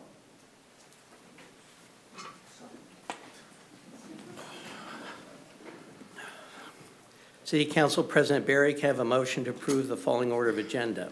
I move to approve the following order of the agenda. Is there a second? Second. Motion's been made and seconded. All those in favor say aye. Aye. The motion passes 5-0. Good evening, everyone. It's hard to believe that we're already approaching the end of summer. By the time we meet again, our students will be heading back to school, and families across Wilsonville will be settling into a new school year. So as we enjoy these last few weeks of summer, I want to ask everyone to start keeping an extra eye out on our roads. We will soon have more children walking and biking to school. Buses will be back on their routes, and our school zones will once again be busy, particularly in mornings and afternoons. For those of us behind the wheel, please slow down, give yourself a little extra time, and be patient. A few extra seconds on our commute is a very small price to pay for making sure every child in our community gets to school and back home safely. I hope all our students, families, teachers, and school staff enjoy the remainder of the summer, and I wish them a safe and successful start to this new school year. Our next City Council meeting will be on Thursday, September 10th, starting at 7 p.m. The meeting will be on a Thursday due to the Labor Day holiday that Monday, September 7th. City offices, the library, and smart services will be closed on that Monday, September 7th. Now I'm going to turn to the Planning Commission appointment. I want to thank staff, council for input regarding this vacancy. I've considered that input carefully, including the preferences expressed by council. After doing so, I'm appointing Cameron Mesbah to the Planning Commission for a term beginning August 17th, 2026 and ending December 31st, 2027. Mr. Mesbah currently serves on the Development Review Board Panel B. Before asking council to ratify the appointment, I want to briefly explain my reasoning. As council may remember, at our August 3rd work session, we discussed the upcoming consolidation of the two Development Review Board panels into a single DRB. As a result, at the end of this year, we will have more existing DRB members than available positions. Historically, the city has generally reappointed board and commission members who wish to continue serving unless they have reached their term limit. I believe there is value in respecting that practice and retaining experienced volunteers who want to continue serving our community. There's also been controversy in the past when the city departed from that practice, including, as I understand, litigation, or at least the threat of litigation. Mr. Mesbah has expressed a strong interest in moving from the DRB to the Planning Commission. He brings extensive planning experience, I believe about 30 years worth, that will be valuable to the Planning Commission. I recognize that council members express preferences for other candidates, and I do respect those preferences. However, I believe my responsibility is to consider the needs of all of our boards and commissions, particularly as we prepare for this DRB consolidation. In this instance, Mr. Mesbah's appointment allows us to retain an experienced volunteer, add significant planning experience to the existing Planning Commission, and help address the upcoming DRB consolidation, avoiding the need to terminate a volunteer from a board, which would be something I would have to do, I believe, because that's a mayor decision which you would have to affirm, which in and of itself would cause potential issues. For those reasons, I believe this appointment is in the best interest of the city, and I respectfully ask council to support it. And with that, Council President Berry, can I have a motion to ratify this appointment? I move to ratify the appointment of Cameron Mesbah to the Planning Commission for a term beginning August 17, 2026 to December 31st, 2027. Is there a second? Second. Any discussion? I would just like to say, I personally don't know Mr. Mesbah, but I did do a small amount of research, and I also support this appointment. It seems like he's done a lot for the city, and I'd like to have him continue. Thank you. Councilor Shevlin? Thank you, Mayor. I appreciate you explaining your reasoning. I think that continuing, or Mr. Mesbah served on the DRB, that's now there's going to be a position that's extra. So I support the idea of moving him into this position. I do know Mr. Mesbah. I'm very familiar with his work and his resume and his experience. He's a very dedicated citizen to the city of Wilsonville, and I support the appointment. Thank you. Councilor Skoll? I also support Cameron for the selection. Was not my first choice, but I am familiar with Cameron's work and have a brief engagement with him early on in my DRB career, so I'm familiar with what his knowledge base and everything, so I support the nomination. Councilor Cunningham? I do have some reservations about, just the message that it sends to the other applicants, that we're solving a problem, and that's the reason why Mr. Mesbah is being chosen here. I think it could be seen that way. With that, though, I did review Mr. Mesbah's resume or his application. I did some further research. He also serves on a couple of metro bodies. I'm personally not a big fan of metro myself, but he has a lot of experience, and hopefully that is well used in the city. Yeah. Thank you. I mean, just to clarify, Councilor Cunningham, I appreciate every councilor's comments. I didn't pick Mr. Mesbah just because it solved a problem. I just want to clarify. It just happens to be that it does solve an issue that's important. I know Mr. Mesbah. He does serve on Metro Future Vision Commission and Metro Technical Advisory Committee. You know, I serve on the Metropolitan Mayors Association, and that was set up by and large to counterbalance Metro's influence a bit. So when you don't have a seat at the table with Metro, it creates some issues. So I'm really glad that Cameron is on those commissions because he can be that sounding board for us. He's also a board member of the Wilsonville Alliance for Inclusive Communities. He's considered an expert in his field. He's also on the Clackamas County Equity Coalition. But I do want to emphasize, because I don't want to send a wrong message to Mr. Mesbah, it's his experience that, quite frankly, is essential for the Planning Commission now. It just happens to put us in a better footing with the DRB consolidation. So that's all I was trying to emphasize. And I really thank all those other applicants. There were some very strong ones there, and their applications are kept open for a period of 12 months, and I anticipate we'll have openings as we move forward. Any further discussion? Okay, with that, all those in favor say aye. Aye. Any opposed? The motion passes 5-0. Turning now to the communications.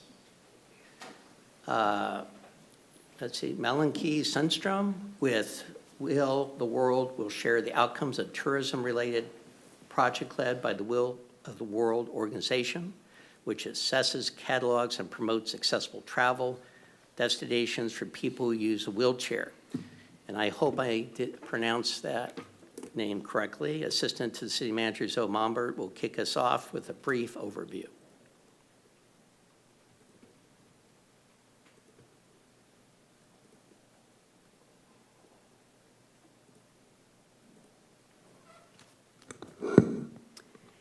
Thank you. Good evening, Mayor and Council. I'm Zoe Mombert. I'm the Assistant to the City Manager. As a part of my portfolio, I support the Tourism Promotion Committee and manage the tourism program, which is branded Explore Wilsonville. This evening, Malachi Sundstrom, Partner Care Manager from Wheel the World, will be presenting the work that we recently completed through our Explore Wilsonville project. And he'll discuss the benefits of being accessibility verified, which was formerly destination verified. But before we do that, I do want to provide some background as to how we got here. This project is consistent with Travel Oregon, which is the state's tourism program. They made strong efforts to become the first destination verified, now accessibility verified state within anyone on the Wheel the World website. So they've invested considerable resources in order to get to that level. So we anticipate being able to piggyback on future marketing. It also just brings more visibility as being a city within the state of Oregon that's already on the site. Additionally, this is part of our 2025 tourism development strategy under Objective 6, which is focusing on access and transportation. Strategy 2.12 specifically states, being a welcoming destination includes working to ensure that visitors with disabilities get their access needs met. This strategy was within the second stage of the plan. However, it was moved up because the city received a $20,000 grant from the Willamette Valley Visitors Association, or WAVA, their strategic investment funds. Of the a little over $85,000 that they awarded to 10 projects, Explore Wilsonville received 23% of the available funds during that cycle. These are the 15 sites that participated in this project. Since the funding came from WAVA, we were only allowed to include sites that are within Clackamas County. 2/3 of the sites on this list are within the city limits, and the others provide activities that are not currently available within the city. I'd like to note that we did reach out to the Best Western Wilsonville Inn and Suites, as well as Snooze Inn, which are additional lodging establishments within Clackamas County. However, they declined to participate or did not respond. Additionally, we do have 2 sites in our Washington County portion of the city that include the Best Western plus Parkway Inn and Holiday Inn Portland I-5 South that are also on the Wheel the World website. And they were funded by Explore Tualatin Valley, which is our Washington County partner. This is a timeline that we went through over the last year. Most notably, the bulk of the time was working with our partners to identify the 15 sites and have our partners decide that they wanted to participate.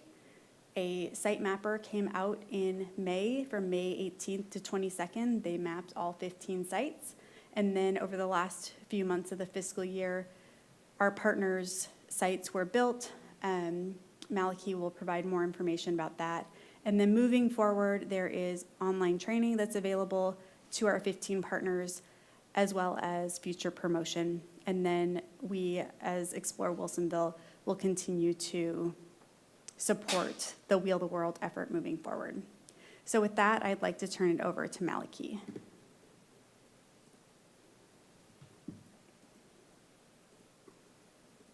Hello, everyone. I am so honored, so happy to be here speaking with all of you at the City Council meeting this evening. I am a Sisters native, so I am dealing with most of our West Coast accounts, specifically Oregon.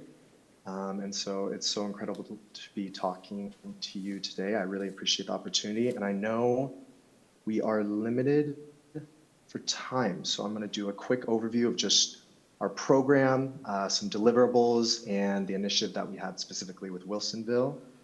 If I can share my screen.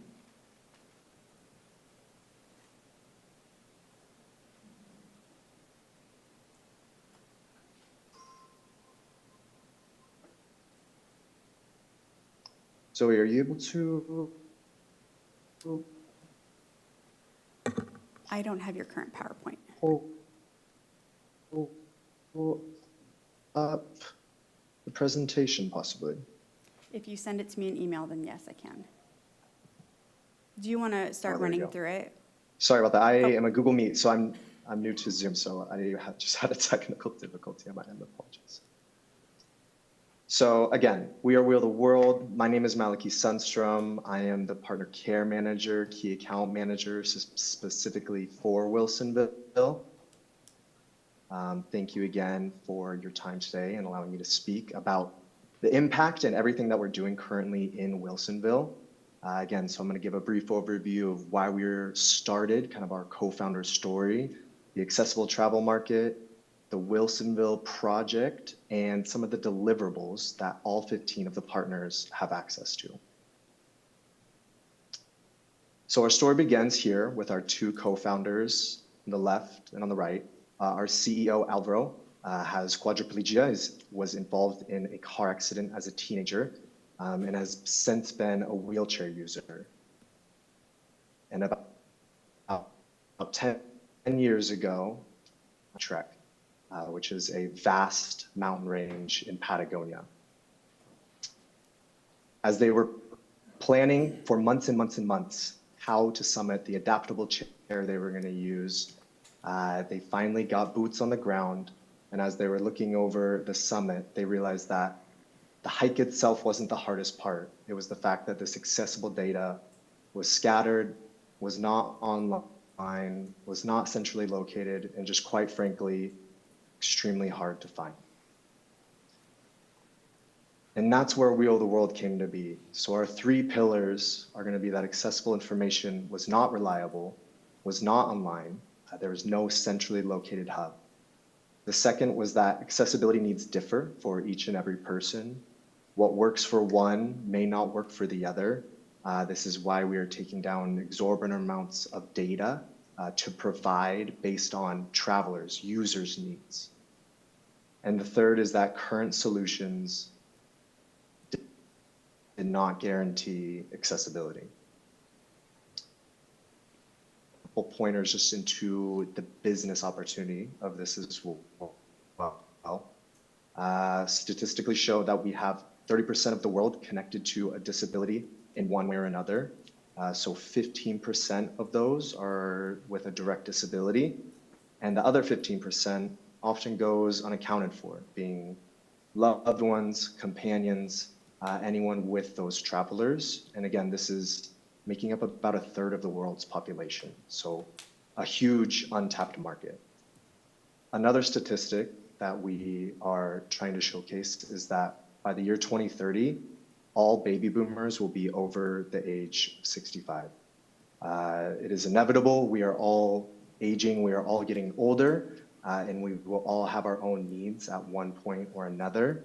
And out of 50% of our travelers in 2025, we're seniors. So again, providing accessible data for everyone. $25 billion in the US travel market alone, and this is pulling strictly from those with a direct disability.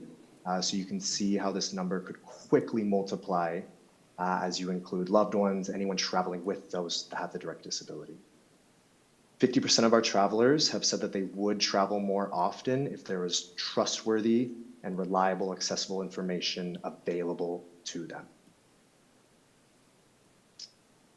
Just to touch base real quick, I know Zoe mentioned it, but we have professionally trained mappers that go boots on the ground, went and visited the 15 restaurants, hotels, and attractions in Wilsonville.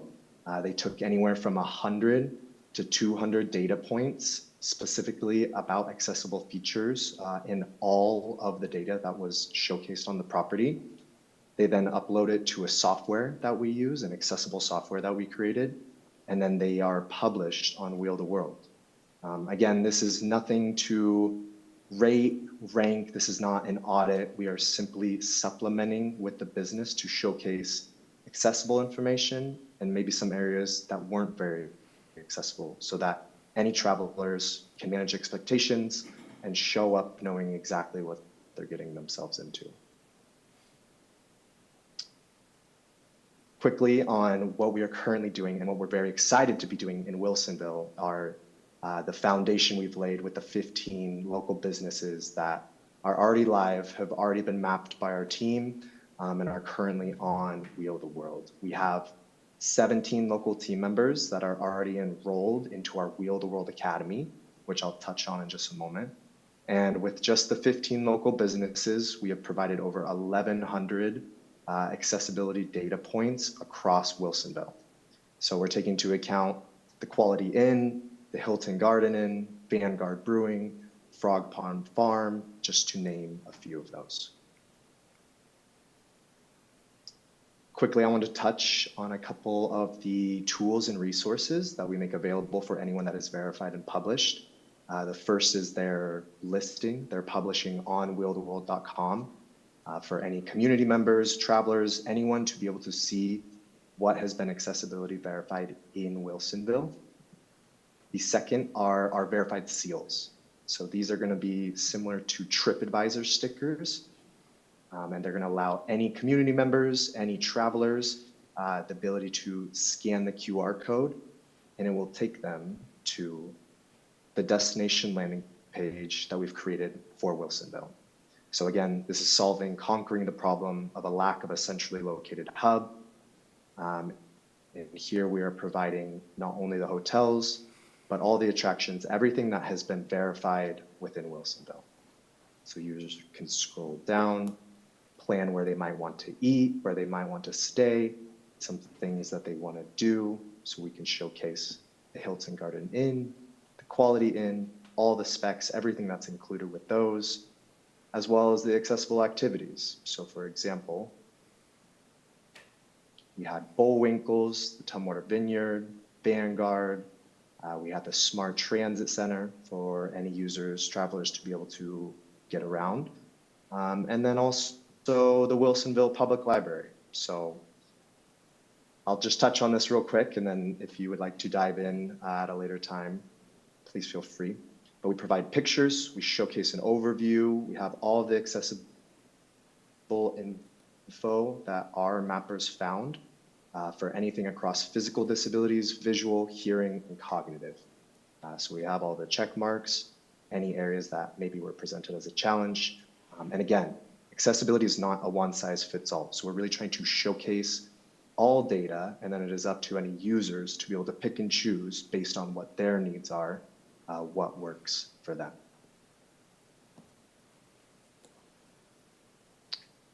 The third is an Accessibility Insights Report. This is a private and confidential resource that is given to each partner with a score out of 5, a national benchmark, and an inside scoop on exactly all the data points that were taken down for their property. This gives the partners really an idea of where their business stood in terms of accessibility. There's an ADA reference guide per point to show them how it lines up with the ADA, and it really talks about why each individual data point is important and if their property hit the mark. Again, I really want to emphasize this is private, this is confidential for the partners alone to utilize as a resource. The fourth is going to be accessibility widgets, APIs that we provide for any of the partners to be able to extract their accessible features and showcase it directly on their own website. So being a part of Wheel the World, having your publishing is an incredible first step, but if users really want to take it to the next level, they can download a line of code, put it into the back end of their website, and they can extract all of their accessible features and put it directly onto their own websites as well. We also offer our Wheel the World Academy, our comprehensive training tool. This is going to be led by Sophie Morgan, who is an influencer within the accessible space. She's providing tips, best practices, overall just how to speak and navigate a potential influx of any guests with disabilities, and how to provide them the best service overall. It's very hospitality focused. It's a series of videos. It takes about 90 minutes to complete. It's at your own pace. And again, this is something that any of the partners can use to certify themselves And they also have the ability to share it with any of their staff, any of their teammates, with that complimentary access as well. We have a wonderful video here that, unfortunately, for a lack of time, we won't be able to show, but I would love to distribute this to everyone via email so you can see some of the media Can I interrupt? solutions and Are positive we- impact. Yes. Sorry, are we rushed for time? I mean, it's really it's up to you as Okay, council. let's see, do you have a problem, folks, if we see the video? Are we? Because we're, How many minutes is it? how long is it? It's about 4 minutes. Oh, that's fine. That's fine. I mean, I ran through my end, so we have a little bit of time. So go ahead and play the video. And Maliki, you'll want to make sure I that would love to. your share Let me screen see, let me has make to allow sure. the audio. You might need to reshare if it doesn't have audio. Okay, give me a heads up if everyone can hear this, okay. It's not coming through. Yes? Oh, here it Oh, is. never mind. I spoke too soon. It's working. Oh, Again, it was working. It was working. I'm sorry. I spoke too soon. no problem, I'll pull it right up.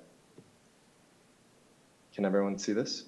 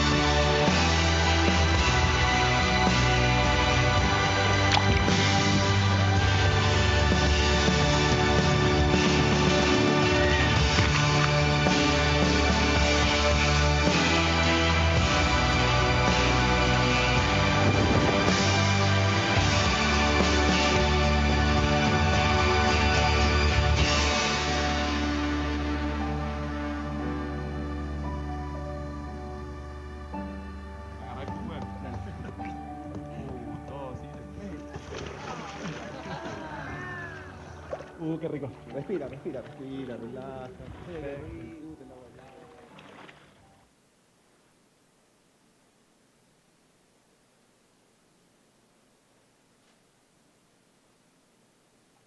Thank you for sharing that video. I will just note there's a very special person that's no longer with us that something like this is a long time coming, who used to serve on the DEI committee.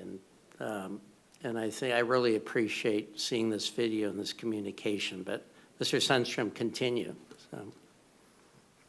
Well, thank you for sharing that, and thank you for allowing me to play this video. It's one of my favorite videos we've ever done that really, can invoke a lot of different emotions and really just showcase what accessible data can provide to anyone in this world. And that's going to wrap my presentation. Again, a huge thank you for giving me the space and time to talk tonight. A huge thank you to Zoe and the team at Explore Wilsonville, and to all the partners as well. We really wouldn't be anywhere near where we are today if it wasn't for you all. We're working with over 150 different destinations across just the US. Oregon is leading the way with 42 different destinations currently at this moment. And so we are so proud to be providing the services that we are providing. And again, just thank you for the time tonight. I really appreciate it and would love to answer any questions. Thank you. Any questions? Okay, no. I want to thank thank you for the presentation. I think that there's a definite need in our community to address, as we move forward, disability needs. Especially, I've noted discussions about wheelchair accessibility. We have some people that have that different transportation ability and need our assistance. Another discussion and goal setting is how do we incentivize some of the businesses we have in town with the existing buildings that predate some of our code to encourage them somehow to put more accessible access for those folks who are in wheelchairs. My building, before I retired at the law firm, only had stairs, and we had unfortunately, we had to meet in a conference room on the first floor. And I think that would have benefited, people to meet in my office. So I hope we keep having this conversation. And I'm not surprised that Ms. Mombert is a part of that conversation because she knows the history and the meaning behind that. So thank you for that. Appreciate that presentation tonight. So. With that, our second item on communications today is report out on the results of our biannual community survey presented by Communications and Marketing Manager Bill Evans.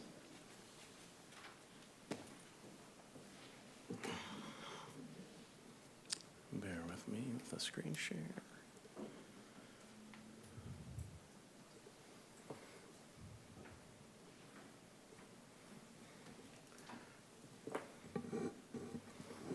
Okay, good evening. Well, come on, where's this? There it is. Okay, good evening, Mayor and Council. As I do every 2 years, it's my pleasure to present the key findings from the National Community Survey. This is a survey that the City of Wilsonville undertakes every 2 years. It's a resident satisfaction survey. So this survey has a very specific purpose. It is a survey that the city works in collaboration with Polko's National Research Center. The city has commissioned this survey every 2 years since 2012. There's really two ways that this data is valuable. One, the Polko and the National Research Center do similar surveys in about 400 or more communities, which allows us to see how Wilsonville resident satisfaction compares to that in other cities where those surveys are administered. And then because we do it every 2 years, it gives us an opportunity to sort of evaluate what's happening over time as sentiment changes, If the scores go up or down, we can look at those trends and say, that's something we need to address, or that's something that may have improved as a result of the program or policy. And that direct feedback can inform long-term planning, council goal setting, et cetera. So it is valuable direct feedback from the community. A little bit about the methodology. This is a statistically valid scientific livability survey. It was conducted this spring. The participant addresses were randomly selected by Polco. They purchased the list from the post office and make sure that their list is geographically representative throughout Wilsonville. They mail out 3,000 surveys. Before they do, they mail out a postcard saying the survey is coming. When they mail the surveys, they give people the option to fill out a paper survey or to go online and fill out a link. 378 of those surveys were returned. That's a 13% rate of return, which sounds a little bit low. I talked to Polco. They said that's pretty consistent with what they're seeing in other communities. However, that is enough for it to be a statistically valid survey. Additionally, 249 residents took an opt-in survey online in early April. Polco, for the last several years, has tabulated this information separately. There's a link available on our website where people can observe the open participation data separately. I did a little of that today, and it's similar but different. Some are a few points higher in some areas and a few points lower in other areas. I didn't find anything that was really sort of significant in terms of patterns. The data in this survey that you'll see is weighted to reflect the community at large because some groups are overrepresented. By weighting the data, the summary data more accurately reflects the community's actual makeup. About the data you'll see it in percentage scores shown, and those percentages are a percentage of respondents who provided a positive response. So when we're referring to the quality of a program, that's excellent or good. Importance of a program, essential or very important. There might also be a behavioral ones where someone might answer very likely or somewhat likely. The level of confidence with the survey is 95% with a 5% margin of error. I mentioned the two different ways that data is sliced. When we're comparing Wilsonville against the national benchmark, any answer within 10% of that benchmark is considered similar. So it takes something 10 to 19% above or below to be considered higher or lower than the benchmark. And very rarely, a score will be 20% above or below, and that's considered much higher or much lower. And then with regard to the trends over time data, anything that's a 7% rise or drop from 2022, or from 2024 rather, is considered significant. So, again, it's a community livability survey. They are determining resident satisfaction in 10 key areas. What makes a community desirable? What makes people want to live there? Polco's research has determined that these 10 facets are what most make people want to live in a community with, or what most affects their quality of life. When Polco measures these facets, they not only ask questions about the quality of the amenities here, they ask questions about how important each of these facets are to the people that live here. So, quality, this might be my favorite slide in the whole presentation. Because you see that box on the right, it shows that Wilsonville rates higher than the benchmark comparison in 5 of the 10 facets. Natural environment, parks and rec, safety, utilities, mobility, which is pretty remarkable. And no red flags in the other 5 areas, which are all similar within the benchmark. When we move over to importance, I have no explanation for why people feel safety is less important here than other communities feel safety is. My only speculation would be that because it's a safe community that people feel safe in, they don't have to have it front of mind, but that is just speculation. After Healthy Seed, pretty much all of those other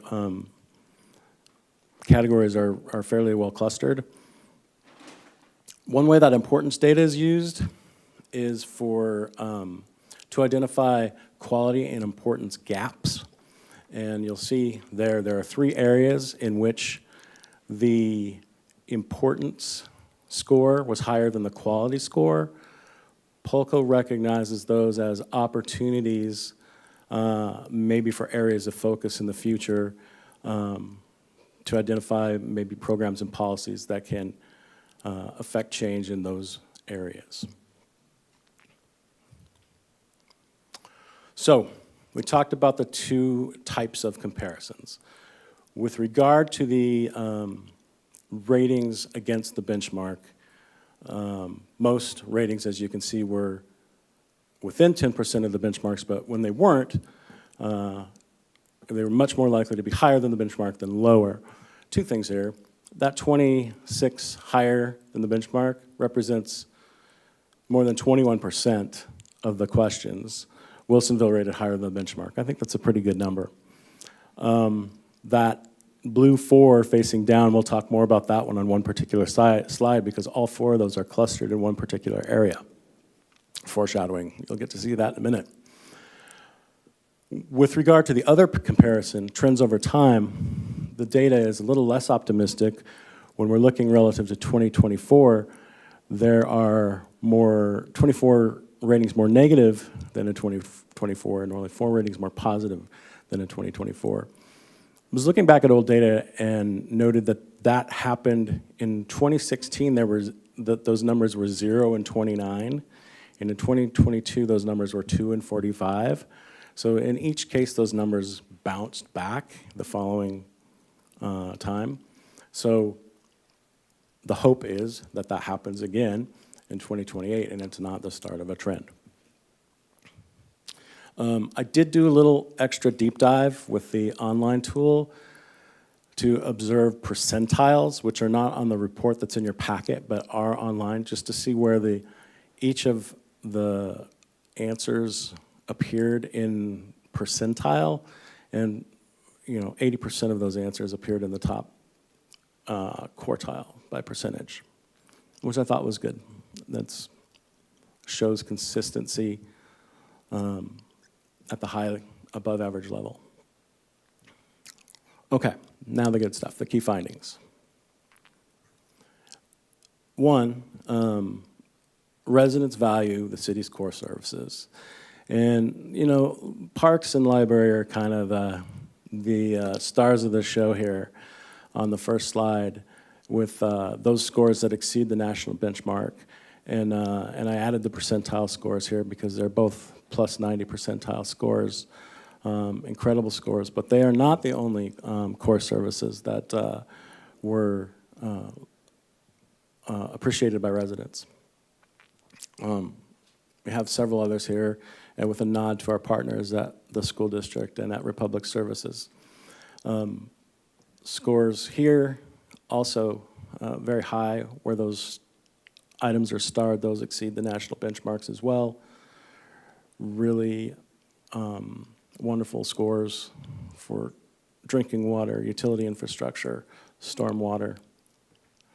Okay, that core services. The second, which was, I mentioned that the much higher, the 20% number is rare. The overall quality of Wilsonville's transportation system yielded, that 76% number was a much higher than the national benchmark. So even where that last one is a lower number, 53%, that's up 7% from 2024. Ease of bicycle travel, higher than the average benchmark. Public parking, 79% higher than the average benchmark.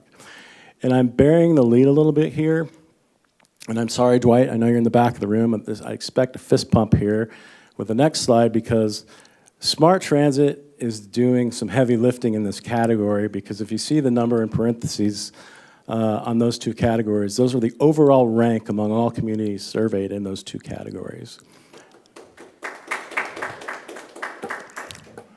So again, both categories, Wilsonville scoring much higher than the benchmark and among the top 10 in all communities surveyed. More mobility success here was street cleaning, street lighting in particular, as well as street repair exceeding the national benchmark.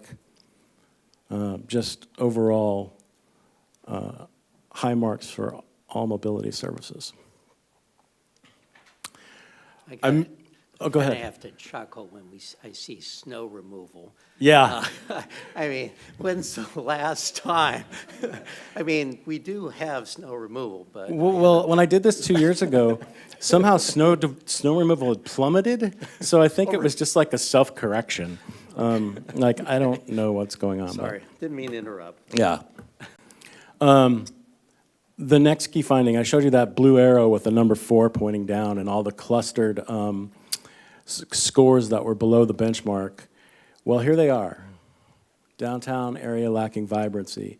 These are the only 4 scores in the whole survey where ratings from our residents fell below the national benchmark. Which I thought was interesting.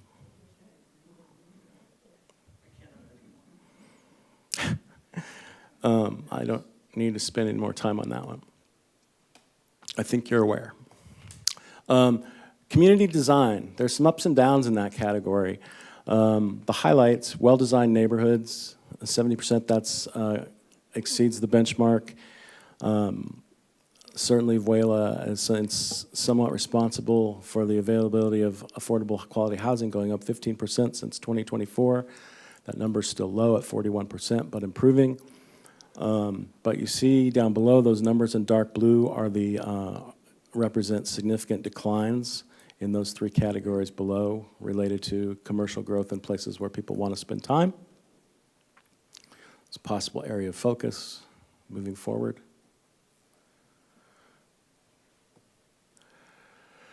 This one's awesome. People feel safe in Wilsonville. That blue bar, higher than the national benchmark for overall feeling of safety. People feel safe here. And those other scores back that up as well. 97% feel safe in their neighborhood during the day. Supporting those stats are the endorsement of our services with our service providers. Fire services, 94%, ambulance, 93%. Police, 80%. All right, moving on. Residents concerned about cost of living. Now, these, I included the percentile on. I mentioned so few of the scores on that one slide were in the 3rd and 4th quartile. Well, here are some that are below that 50%.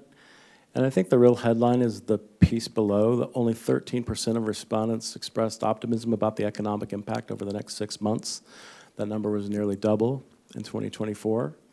So there is some concern about the economic impact. And on to the next. This is another one where there was some significant declines in some areas. 2 years ago, I had my chest puffed out a little bit, and I got to talk about how the city's ratings for honesty and transparency were higher than the benchmark. Those have declined back to sort of benchmark numbers with some double-digit declines in honesty and transparency. I should note that in all those areas, they are similar to benchmarks. There's no sort of quote-unquote concern areas. Some of them have sort of bounced back down toward 2022 levels after a spike in 2024, but they do merit mention as one of the key findings in POCL's data analysis. And then finally, we'll end on a high note with the key findings. High ratings for natural environment, and again, you know, 6 stars. That's like more than I got in kindergarten. All exceeding national benchmarks. Air quality, 92%. Natural environment.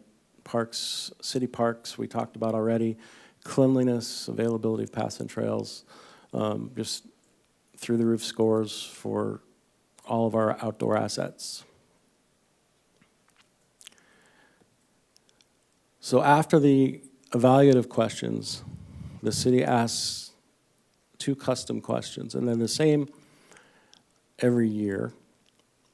And those are, 1, during the last 12 months, would you say your opinion of Wilsonville has stayed the same, declined, or improved? And you see the declines have just barely outpaced the improves. More than half says their opinion is unchanged. The second question relates to how people get their information. And I did change the choices this year. Neighbors' word of mouth has not been included in the past, but I think it's noteworthy how many people do get their information from others. Also notable from my perspective is the number of those assets, the top 2 in particular, that are city-managed channels. So as the scores for, or the, you know, the spokesman and the Oregonian are less and less available to provide information, residents are relying more and more on the city to tell its story. And then the last question is an open-ended question that asks, it's an essay question. What do you think is the biggest priority facing the city of Wilsonville over the next 5 years? And I should note that Polko had a tough job here because some of the answers were like a page long, and so trying to classify them into one category was a little difficult, and this is their best shot at it. I did cut and paste all of these into an AI tool and asked it to evaluate it, and they had about the same categories.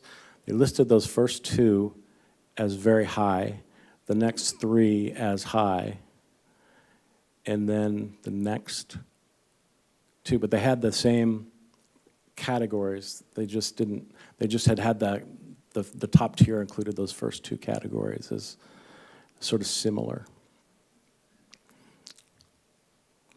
Put another way, here's kind of a little word cloud that shows some of the topics that were on people's minds. You see Trader Joe's did sneak in there. Yeah.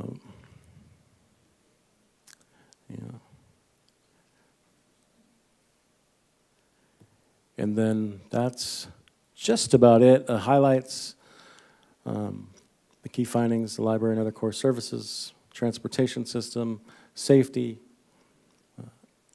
outdoors are all highlights that you all should be very proud of.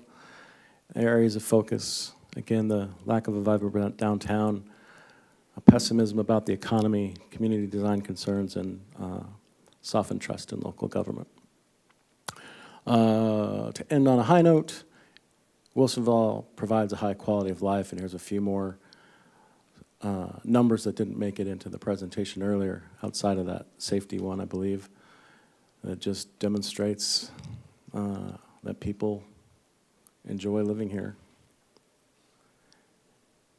And that concludes the presentation after I give a big thanks to all the folks that participate in the photo contest each year and help us make this presentation look good with all their amazing images. And with that, I'll open up for questions. Councilor Shevlin. Thank you. Really, really good report. We obviously have some work to do in regards to trust and transparency, but you didn't have a slide on this one, but I did read the report in the packet about, despite everything, I'm paraphrasing, would you move away? And people said no, they were going to stay. So I can't remember the exact wording, but do you remember that one, Bill? Expect to stay here for the next 5 years, so, 81%. Yeah, so people want to stay. They're looking to us to get the work done, to bring that vibrant downtown to them. I'm proud of the responses where we have shined, where we shine. And again, I believe every single one of us as council members own the responsibility about trust and transparency. And we should all look inward about how we are promoting that. Thank you very much. Councilor Skoll. Thank you. Good survey, actually, overall. I think the information is very valuable, and and it basically shows that Wilsonville's doing the right thing for the overall community. With any survey, the areas of concern are the governance, and I think Councilor Shevlin was mentioning that. The economic health, and then I also noted the overall health questions about the lack thereof of health care, or whether that be services or insurance. I'm not really sure how that's packaged, but I think and then mental health on top of that. So I think that's something that we should, kind of look at and discuss over time. And then in terms of governance, the lack of trust there, I think that's something that I'm new to the council, so something that I'd like to work on with the community to see what we could do to push that number up over time. But I think that's pretty consistent with government throughout the country. Actually, there was a couple special attention notes in there that I noticed. One was in I don't remember what section it was, but the availability of affordable and quality childcare in the community had dropped off quite a bit. And I think that's something else that we should, over time, take a look at and see, how we can support that. And then also adult education opportunities. The rock stars, of course, were mobility, smart. They hit it out of the park. Safety, hit it out of the park. And then also the natural environment, which is what Wilsonville is all about. They hit it out of the park, too. So overall, I think there's some work to do, but overall, a good survey. Thank you. I had delivered this report 3 times before the information was so sort of obvious to me that I'm like, maybe we should move here. And so we did. So the 4th time I delivered it was my first time as a resident. Yeah. So, thanks for the survey. Thanks to the staff for, taking care of us. It was, I think we're showing well, but we do have work to do. Thank you. Council President Barry. Yeah, thank you again for this report. To me, this is such a valuable tool, and I agree with what both the other counselors have just mentioned. I think this tool is really important because we have people who come to City Council and share their comments. We receive emails. We get information from different ways, but this is a statistically sound way of providing more information. And I think this tool, I know in the past it's guided us, and I expect it will again with the upcoming council for setting goals on what we need to tackle and keep moving forward. But I just want to note that I love that the library just is stellar, and that this tool recognizes that, and I don't know how it can keep improving when it's already at the top, but thank you. Any other comments? Thank you, Mr. Evans, for Of this. course. I Thank concur you. with what the other counselors say. I guess when it comes to some of those tough areas of the survey, I wonder how much influence the national dialogue has on this. I mean, I can see people, when it comes to the expenses, in the grocery store, we had to raise, of course, the sewer rates and things like that. The utilities have gone up, garbage and some of those things. I can understand that there's some things that influence the reactions that people may have towards the city that are not necessarily in the city's control. The trust in government, of course, we can always do better. I know that other cities are dealing with the same issue, and they've looked at it as a potentially some of the national dialogue and discussion, but we can always improve. And I concur with Councilor Shevlin's thoughts on that we can always do better. But thank you for this. Thanks for the time. Okay. We'll now move to community, wait a minute. Did I go too, no, I'm right here. We will now move to community input and announcements. This is an opportunity for members of the public to address the city council or matters concerning city business or other matters within the council's authority, including items not on tonight's agenda or agenda items that are not scheduled for a public hearing. Please limit your comments to 3 minutes. When speaking, please address the council as a whole. You may use the podium or the table in front of council, whichever is most comfortable, but please speak into the microphone. If you wish to speak in person or virtually, please complete a speaker card or use the raise hand feature in Zoom. When you begin, please state your name for the record and your address, or indicate that your address is listed on your speaker card. Community input is a time for the council to listen and receive feedback from the public to ensure every speaker is treated equally. Council members generally do not respond to individual comments during the portion of the meeting. If follow-up is appropriate, staff or council members can connect with you after the meeting, and councilors may also choose to address topics later during councilor comments. Finally, we welcome differing opinions and recognize that people may feel strongly about the issues before us. I simply ask that comments focus on the issues and decisions before the council rather than on personal attacks. We can disagree passionately while treating one another with dignity and respect. That standard applies to everyone in the room. I just want to double check, do you have any other testimony? Two more. Okay. One online, one in person. Okay.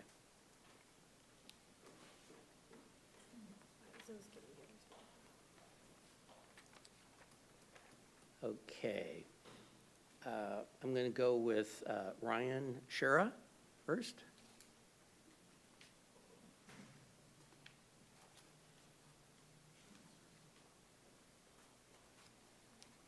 Good evening, Mayor, councilors. Ryan Shara, Snitzer Properties. My address is on the speaker card. I'm here tonight to give testimony on the Basalt Creek Master Plan. As some of you got a copy of our written testimony, essentially, we're a stakeholder, we're a property owner in Basalt Creek. I think we are likely the catalyst project that'll kick off the district. We've owned the property since, 2021, and we've been kind of prodding to let's kind of get the wheels turning and what we need to do to get the zoning in place so we can pull the trigger and start a development application. However, the proposed zoning for our, at least Basalt Creek, that being copying over the Coffee Creek overlay zone, as you'll read in the written testimony, there's a number of concerns that we have, and they're functional. Not everybody understands industrial. We all probably work in offices day to day, but when you're dealing with large format industrial with large employers and large trucks, there are certain needs that those types of users need. And the way the current code is, we would not feel confident enough in being able to lease the space. So if you're not confident enough to lease the space, you're not confident enough to pull the trigger on a project. Our project is a $200 million project, and we're kind of caught up in this, and now we're talking about kicking the can down the road till next spring. And there is a solution. Wilsonville actually has a really good existing industrial zone called the PDI zone with its own development standards, and it's been very successful. And we advocated for that a long time ago and continue to advocate for it. Basalt Creek will experience the same outcome that you're seeing in Coffee Creek. It is. It's just math. I mean, as you write the code, draw it out. And what can you develop? Well, the amount of infrastructure ratio compared to what you can develop will never pencil. And not being able to park in front of your front business for any employer, you'll never be able to lease it out. So with that, appreciate your time. Thank you. Next is Zach Areno. Is it Reno? Areno. Are they online? Okay.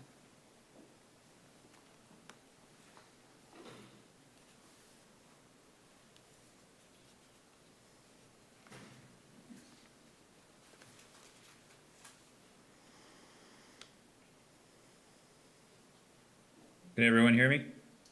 Yes, please go ahead. Perfect. Do you have the slide speaker card that I submitted?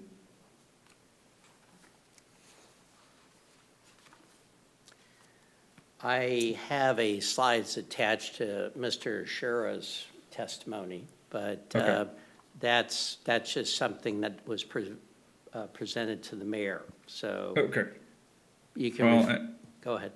yeah, I was just going to say, in light of that, my name is Zach Reno. My address is on the speaker card. I work for BLMK Engineering Design, and I'm speaking in conjunction with Schnitzer Properties. I've spent close to about 80 hours or more poring over the Northwest Industrial and Coffee Creek standards, reviewed each of the meeting packets that has been published, as well as the updates. And still, I have several concerns. The group at large has several concerns, and with the code as well. And there are several contradictions just blatantly within the clear and objective standards of the Northwest Industrial Zone. Each one that we previously identified and that you will read in the testimony that Mr. Shera has provided will require a waiver. I do wish I had more time to get into these particularly, but our focus today is on the parking restrictions along the addressing streets, an item which currently cannot be waived, and the connectivity standards outlined in table NWI2, which are also not adjustable. Typically with flex industrial layouts, you have employee and customer parking that's located in the front of the building. Now, what this does is provide convenient access to the building frontages. It provides clear wayfinding and delineates a clear separation between pedestrian traffic and heavy vehicle traffic. Now, if you guys can all recall precision countertops, I think you may have brought it up in a previous meeting earlier tonight. It is a single tenant building and one of Coffee Creek's early developments utilizing a clear and objective standards. The majority of the parking for employees and overflow customers is relegated to the rear of the site. This is also the area where heavy vehicles do most of their maneuvering. Now, every person who has to exit their vehicle from this area has to navigate to the front door, are both required to pass through these maneuvering areas, which to us poses a serious safety concern not only for the employees, but any customer unlucky enough to park in the rear of the site. Additionally, the distance required to traverse these conditions to the front door would arguably be excessive. Now, if you can imagine how a large flex industrial building might be laid out, how much further the addressing street standards would restrict, and one person would need to travel from the rear of the site out to the front door of the building. It should also be noted that Planning Commission had these same concerns regarding the parking in conjunction with the multimodal street design, as you will see in the Basalt Creek Master Plan staff report. This is one of the many issues that we are concerned with, as well as several others that I do not have time for, but thank you for your time tonight. Thank you. Next is online is Mimi Dukas. And I apologize if I mispronounced the name.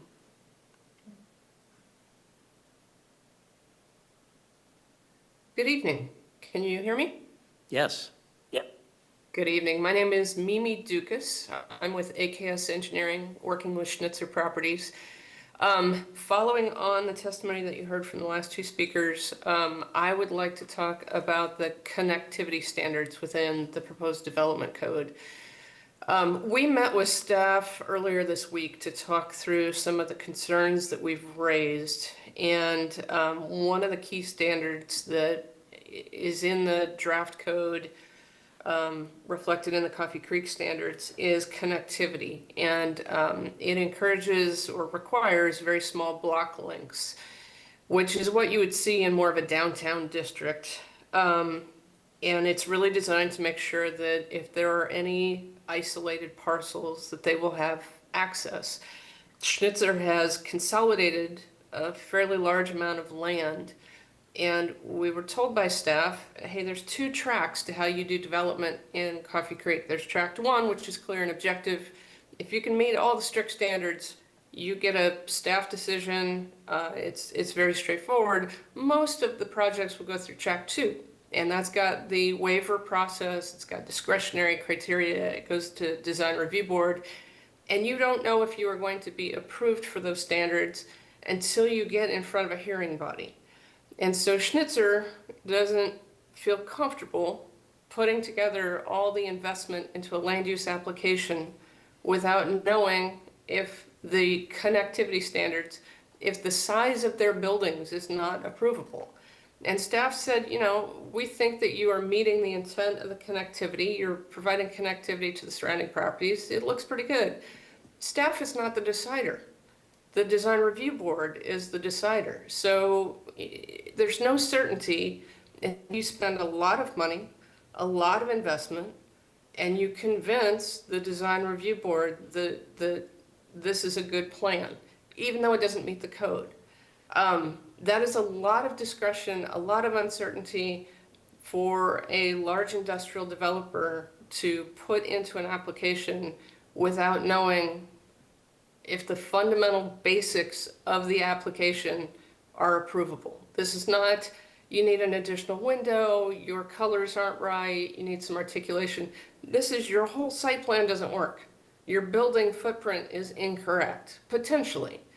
So that's a lot of uncertainty. As Ryan pointed out, if we had the PDI zone, this would be much more straightforward, and general connectivity to surrounding property owners can be addressed through that process. So we would request that you revisit this code and perhaps the process.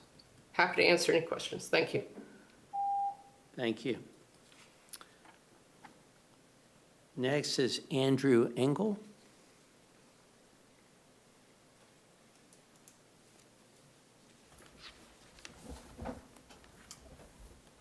Good evening. Is this on? Yes, go ahead. Good evening, Mayor and councilors. I wanted to comment on the community survey results, especially in the weightings that I was looking at in the full report. My name is Andrew Engel, and my address is on file. I thought it was very significant that while our town is 50-50 renting versus owning, our community survey respondents were 80% homeowners and 20% renters. This is almost as discrepant as the age gap, where 55-plus respondents comprise 70% of respondents versus 6% of respondents ages 18 to 34, when in reality both of those groups are about a third of our population. I think this divide comes forward in the types of presentations that we see at City Council and on our community socials as well. I see folks drawing divisions between renters and homeowners and suggesting that homeowners are more desirable or important. So I have a challenge for you all. We apartment dwellers walk, bike, drive, run, and take the bus on our streets, to our parks, to our library, to our jobs. Just because our property taxes pass through a property management company and aren't itemized on our rent doesn't mean they aren't part of our monthly expenses. When Wilsonville says we're full but continues to add jobs and business, that puts incredible upward pressure on housing prices, both on rents and home sale prices. But here's the thing. People with a mortgage don't see that number go up. People with a lease do see their numbers go up every year. When rent goes up, sometimes people have to move. Most of my immediate neighbors have been here for 5 years or longer. I'm glad they've been able to stay put. They work at Orpac, Napa, up off of Commerce Circle. They're local. They're not contributing to I-5 traffic. Keeping this town affordable for them keeps our community strong and our traffic burdens reduced. Do you want Wilsonville to remain affordable for the next 20 years? You should. When a Wilsonville resident is a Wilsonville worker, that takes traffic off the interstate and on-ramps, and it takes cars off the road every time someone chooses to ride the bus in town for free. The couple of times I've worked in Wilsonville, it's been great to keep my commute inside of one zip code. I don't currently, but I hope to again. So here is my challenge. Take it upon yourselves personally to engage our strong renter population and ensure that your decision-making considers all of Wilsonville, not just those who were able to afford realtor fees in the near or distant past. Ensure that your concerns for livability and cost in Wilsonville consider our low vacancy rates and the upward pressure that puts on housing, and reject any ideas or attitudes that put wedges between renters and homeowners. Thank you. Thank you. Next is Chris Hademan.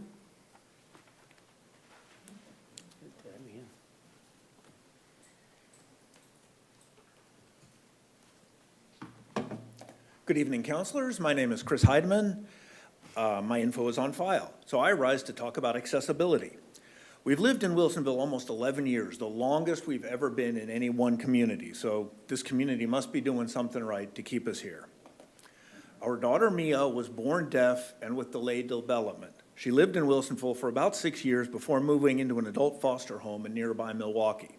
She still comes here for Wilsonville for shopping and services because mom and dad live here.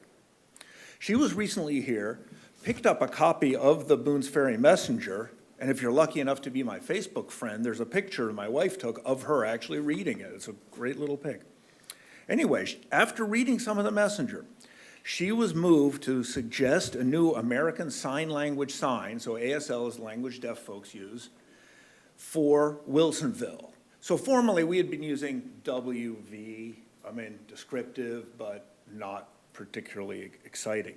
She thought, after reading the Messenger, W and V over the heart, right? Isn't that much better for who we are in Wilsonville? Now, of course, one deaf person suggesting a new sign doesn't make it so, but it is how she feels about the community here and what she sees about the community. My point is, accessibility matters. We are all one injury away from needing accommodation. We have aging families that might need accommodations. We have kids or other loved ones that need accommodations. Accessibility matters. Thank you. Thank you. Anybody else? Okay. Thank you, everyone, for your comments tonight. Now turning to councilor comments, liaison reports, meeting announcements. Council President Barry. Thank you, and thank you again to everybody who's taking their time to attend and join our meeting. I appreciate everyone's input. So tonight, what I'd like to do is just highlight 3 fun events that are coming up, including the Skate Jam, the Frog Pond Park opening celebration, and the reading and writing event. So on Saturday, August 22nd is the Skate Jam. It's the annual annual event presented by the Wilsonville Skate Park Association. It's going to be at Memorial Park Skate Park down, just south of where we are right now, from 1 o'clock to 4 p.m. There'll be sessions for beginners through advance, a prize raffle, gear and apparel giveaway, plus a Kona ice dropping in. It's an afternoon for all skateboard fanatics. So we're really excited about that, and we hope that you can attend. We're also really excited about the upcoming Frog Pond opening celebration that's going to be on Thursday, August 27th.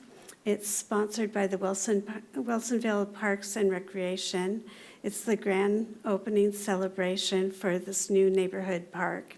It's going to be an afternoon of treats, hands-on crafts, exploring, and of course, trying out the new playground and the outdoor exercise equipment.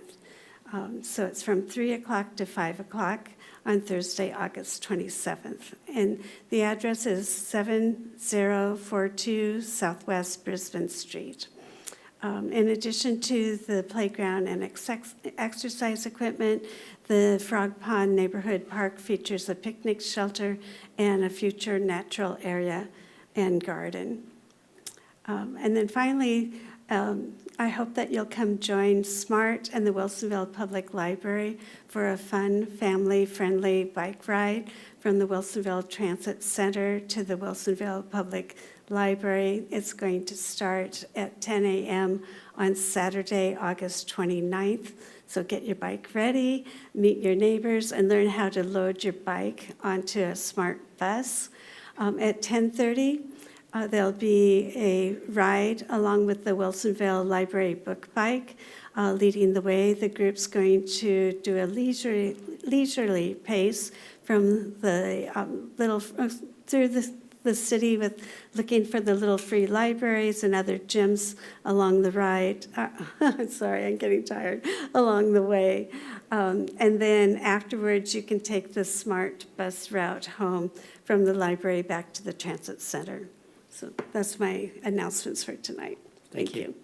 Councilor Cunningham. Thank you. In addition to just regular duties, probably the highlight of my last couple of weeks was on August 4th. I had the opportunity to attend a drug endangered children's meeting. It's a meeting of folks involved in taking care of kids who have been exposed to environments with drugs present, access to drugs and things like that. And there was representatives from CPS, prosecutor, multiple law enforcement agencies, some of the social services that support kids in situations like that. And it was a really good opportunity to, there was a young lady who came and told her story. She's 17 now, but was able to tell her story about how her journey through the system went and some of the difficulties along with that. Pretty hard story to listen to, but luckily she's 17 now, on track to graduate high school, is in a safe place now, and is planning to join the Air Force and wants to join law enforcement and go out and help kids like herself. That was kind of a bright spot in her story. She said that law enforcement was a pretty bright spot for her. That was they did everything that they possibly could. But it was a really good opportunity just to remind myself that these issues, they exist in our communities. They exist in Wilsonville. A lot of the times they're quiet and hidden by design because people don't want to get in trouble.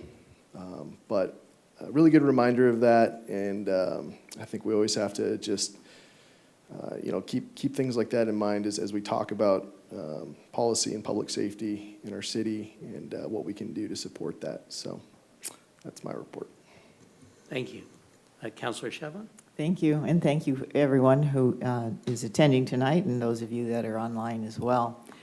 I think we're entering the dog days of summer. That's what this time is known as. The shadows are longer across the lawns, and it's a little darker in the morning. So there are, as we wrap up the month of August, a couple of events celebrating the culture in our community through our Diversity, Equity, and Inclusion Committee. The first one is very near and dear to my heart. It's Friday, August 21st is National Senior Citizens Day. It's a day to honor the wisdom of our senior citizens. Thank you. Established by President Ronald Reagan in 1988, this day recognizes the vital role older adults play in our families and in our society. So hug a senior citizen on August 21st. Secondly, a popular Hindu ceremony on August 28th is Raksha Bandhan. This is celebrated in Southeast Asia. Sisters of all ages tie a special talisman called a Rakhi around the wrists of their brothers. The sisters symbolically protect their brothers and receive a gift in return. I just was kind of interested about this because I hadn't heard about it before, so I did what a lot of us do. I went on Amazon to see if I could order one of these talismans, and lo and behold, the Rakhis are available. You can order them for your brothers or a special adult or young man in your life, and you can tie the Rakhi around his wrist, or actually they also come in a pendant form, and then wish them safety and that you'll look over them and hopefully you'll receive a gift in return. So Friday, August 28th, a popular Hindu ceremony. I've been following on social media pages a discussion about Trader Joe's over the last week or so, and it actually came up in our survey that was just presented that people want a Trader Joe's here in Wilsonville. I do. I don't know anybody that says, absolutely not, I don't want a Trader Joe's. But the sentiment that I've been reading online is that Trader Joe's is not welcome in Wilsonville. The city has made it difficult somehow for Trader Joe's to become established here in Wilsonville. And that somehow the city would make it very difficult if Trader Joe's wished to become established here in our city. Not only in the city, but more specifically in the town center. So I did a little bit of research, and I would formally like to set the record straight. Trader Joe's has never, I repeat, never submitted a formal development application to the city. They have not done that. The city has never turned down, nor have they discouraged such an application to establish a store in Wilsonville. They're welcome. We want them here, but they've never filled out an application. So what you may be reading on social media about the city making it difficult for Trader Joe's to get in here is absolutely not true. Now, further, Trader Joe's would fit very nicely somewhere in our city and including in town center. A typical Trader Joe's store is about somewhere around 15 to 20,000. The average is about 15,000 square feet.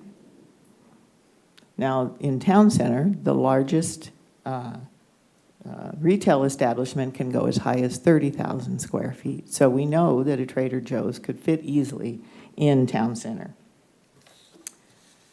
There's also been some social media discussion along this same thread that Trader Joe's applied to move into the old theater building.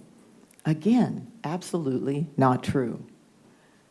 In fact, I can tell you that no specialty grocer was involved in any discussions regarding the old theater site. I really encourage people to get their facts straight as they engage in these social media discussions.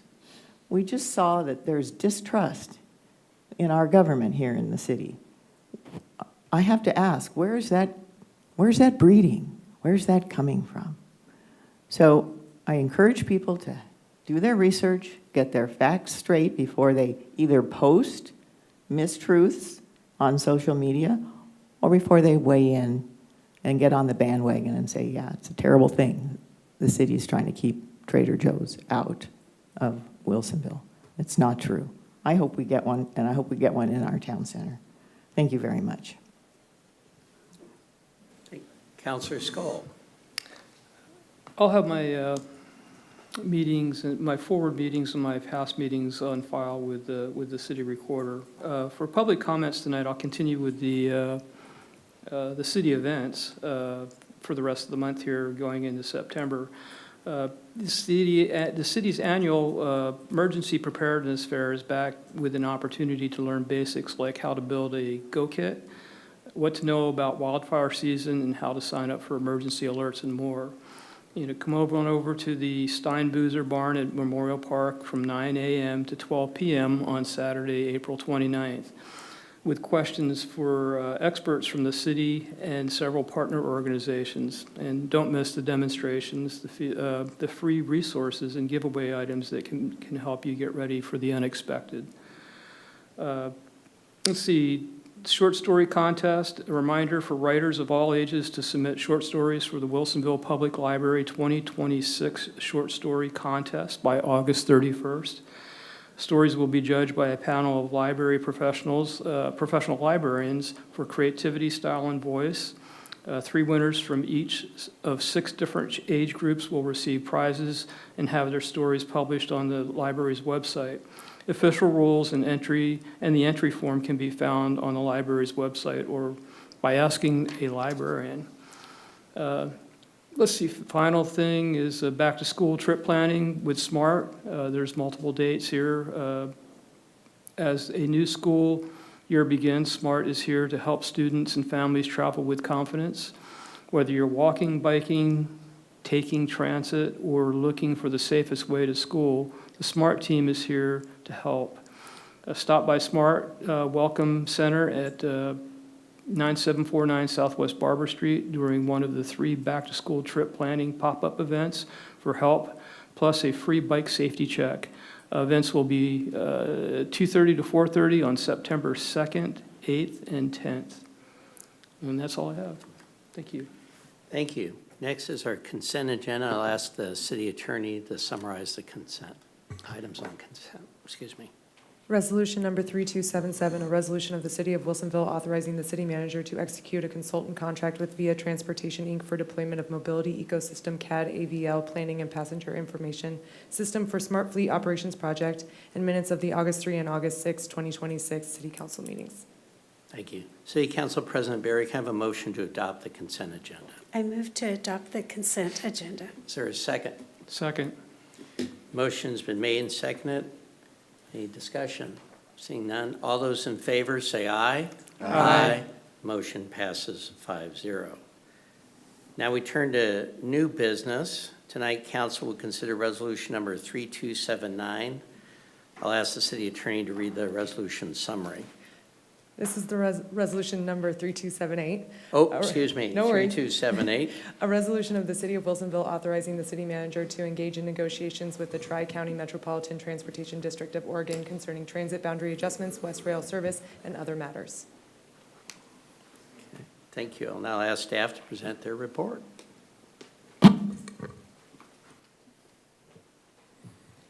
Good evening, Mayor and councilors. I am Amanda Guile-Hinman, City Attorney, and I'll let my colleagues introduce themselves. Everett Wild, Government Relations Manager. Good evening, Dwight Brashear. I am the city's transit director. So tonight for your consideration is resolution number 3278. The resolution, if adopted, would authorize the city manager and any designated city staff to engage in negotiations with TriMet in an effort to find a global resolution to several outstanding items between TriMet and the city and our Smart Transit Department. Of particular importance is the TriMet and Smart Service boundaries and the West Rail services. As the council is aware, TriMet charges higher payroll taxes at 0.8237% than SMART at 0.5%. 3 employers located in Wilsonville are within TriMet's service boundary and pay higher payroll taxes despite TriMet not providing services to these properties.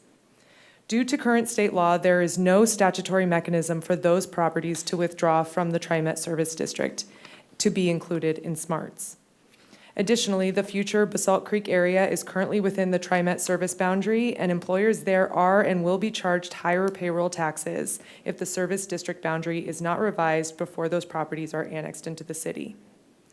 The city has attempted over several years to negotiate a change to the service boundaries with TriMet with no success. However, this year proposes a unique opportunity as the current window to submit a petition to withdraw from the TriMet service district is open pursuant to applicable state law. This window only opens every 5 years. Furthermore, in March of this year, the agreement for the city to contribute to the operational costs of TriMet's West Rail services expired.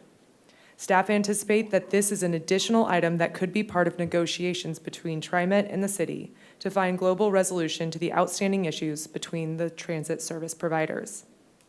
So tonight, staff seek authorization from the City Council to negotiate with TriMet. Due to the sheer number of outstanding issues, combined with the alignment of the timing of the petition to withdraw and the expiration of the West Agreement, staff believes the city and TriMet have a unique window of opportunity to find a global resolution. Any potential resolution will require council approval. We're here tonight to answer any questions you may have. Any questions? Seeing none, I appreciate the report. I do hope that if we pass this, which I hope we will, that we can work it out with TriMet. It's been a struggle for a long time, so thank you for all that. City Council President Barry, can I have a motion to approve resolution number 3278? I move to adopt resolution 3278. Is there a second? Second. Okay, the motion to adopt resolution number 3278 has been made by City Council President Barry and seconded by Councilor Shevlin. Any discussion at all? Seeing none, all those in favor say aye. Aye. Motion passes 5-0. Any city manager business tonight? I just have one item tonight to give you an update on the Brown Road construction project. As you all know, that road currently is under construction. Our idea and hope was to keep two-way traffic on that road through flaggers. It has come to our attention that the project is behind schedule. The contractor has notified us due to some power lines that need to be located underground and some difficulty having that occur. So what this means is that we will be closing the southbound lane on Brown Road, which is on the west side next to Tranquil Park. That lane will be closed so that the contractor can work on that side of the road while PGE and the other utilities are working to get those power lines underground on the east side of the road. This will start on Monday, so you can expect to see that occur. There'll still be pedestrian access. Okay. So for those of you that I know, many of you are avid walkers on that road, you'll still have pedestrian access. And it will only be closed, that southbound lane, from Evergreen Street, which is to the north, to Camelot Street, which is in the south. So just to make sure you all are aware of that and to make sure the community's aware, sorry. The school district has been notified, and we're also working with the homeowners associations to make sure that they're aware of it and can get the information out to the community. And that's all I have this evening. Thank you. Next, turning to legal business. Thank you, Mayor. A couple items for tonight. So the first item for tonight's council's consideration is a settlement and release agreement between the city of Wilsonville and Zurich. It's in your packet. Zurich is the entity that issued payment and performance bonds on behalf of Emmerich Construction Company, the contractor that constructed the city's public works complex. The proposed agreement outlines the parties' intent to resolve the outstanding warranty work that is needed to release the remaining retention held by the city for the completion of the project. Okay, thank you. City Council President Berry, can I have a motion to approve the settlement release agreement with Zurich regarding the Public Works Complex? I move to approve the settlement and release agreement with Zurich regarding the Public Works Complex. Is there a second? Second. Motion's been made by Council President Berry and seconded by Councilor Skull. Any discussion? Seeing none, all those in favor say aye. Aye. Motion passes 5-0. And another item for council tonight, Mayor. So on July 29, 2026, the Land Use Board of Appeals issued its final opinion and order in the matter Schaefer et al. Versus Marion County et al. The city of Wilsonville was an intervener petitioner in that matter. This matter involves the proposed development of what is commonly referred to as the church camp near the Aurora Airport. LUBA remanded the county's decision back to the county on one of Wilsonville's assignments of error. Tonight, staff seeks authorization to file a petition for review with the Court of Appeals as to the two other assignments of error that were argued before LUBA. Thank you. City Council President Berry, can I have a motion to authorize the city attorney to file a petition for review with the Court of Appeals of the Land Use Board of Appeals final order dated July 29, 2026 in the matter of Schaefer et al. Versus Marion County et al.? I move to authorize the city attorney to file a petition to review the Court of Appeals of the Land Use Board of Appeals final order dated July 29, 2026 in the matter of Schaefer et al. Versus Marion County et al. Okay, is there a second? Second. Motion's been made by Council President Berry and seconded by Councilor Shevlin. Is there any discussion? Seeing none. All those in favor say aye. Aye. Any opposed? Motion passes 5-0. Is there anything else tonight? Not unless the council has any questions on the public contracting quarterly report. Anybody have any questions? Okay, seeing none, I will adjourn at 8:49 p.m. Thanks, everybody.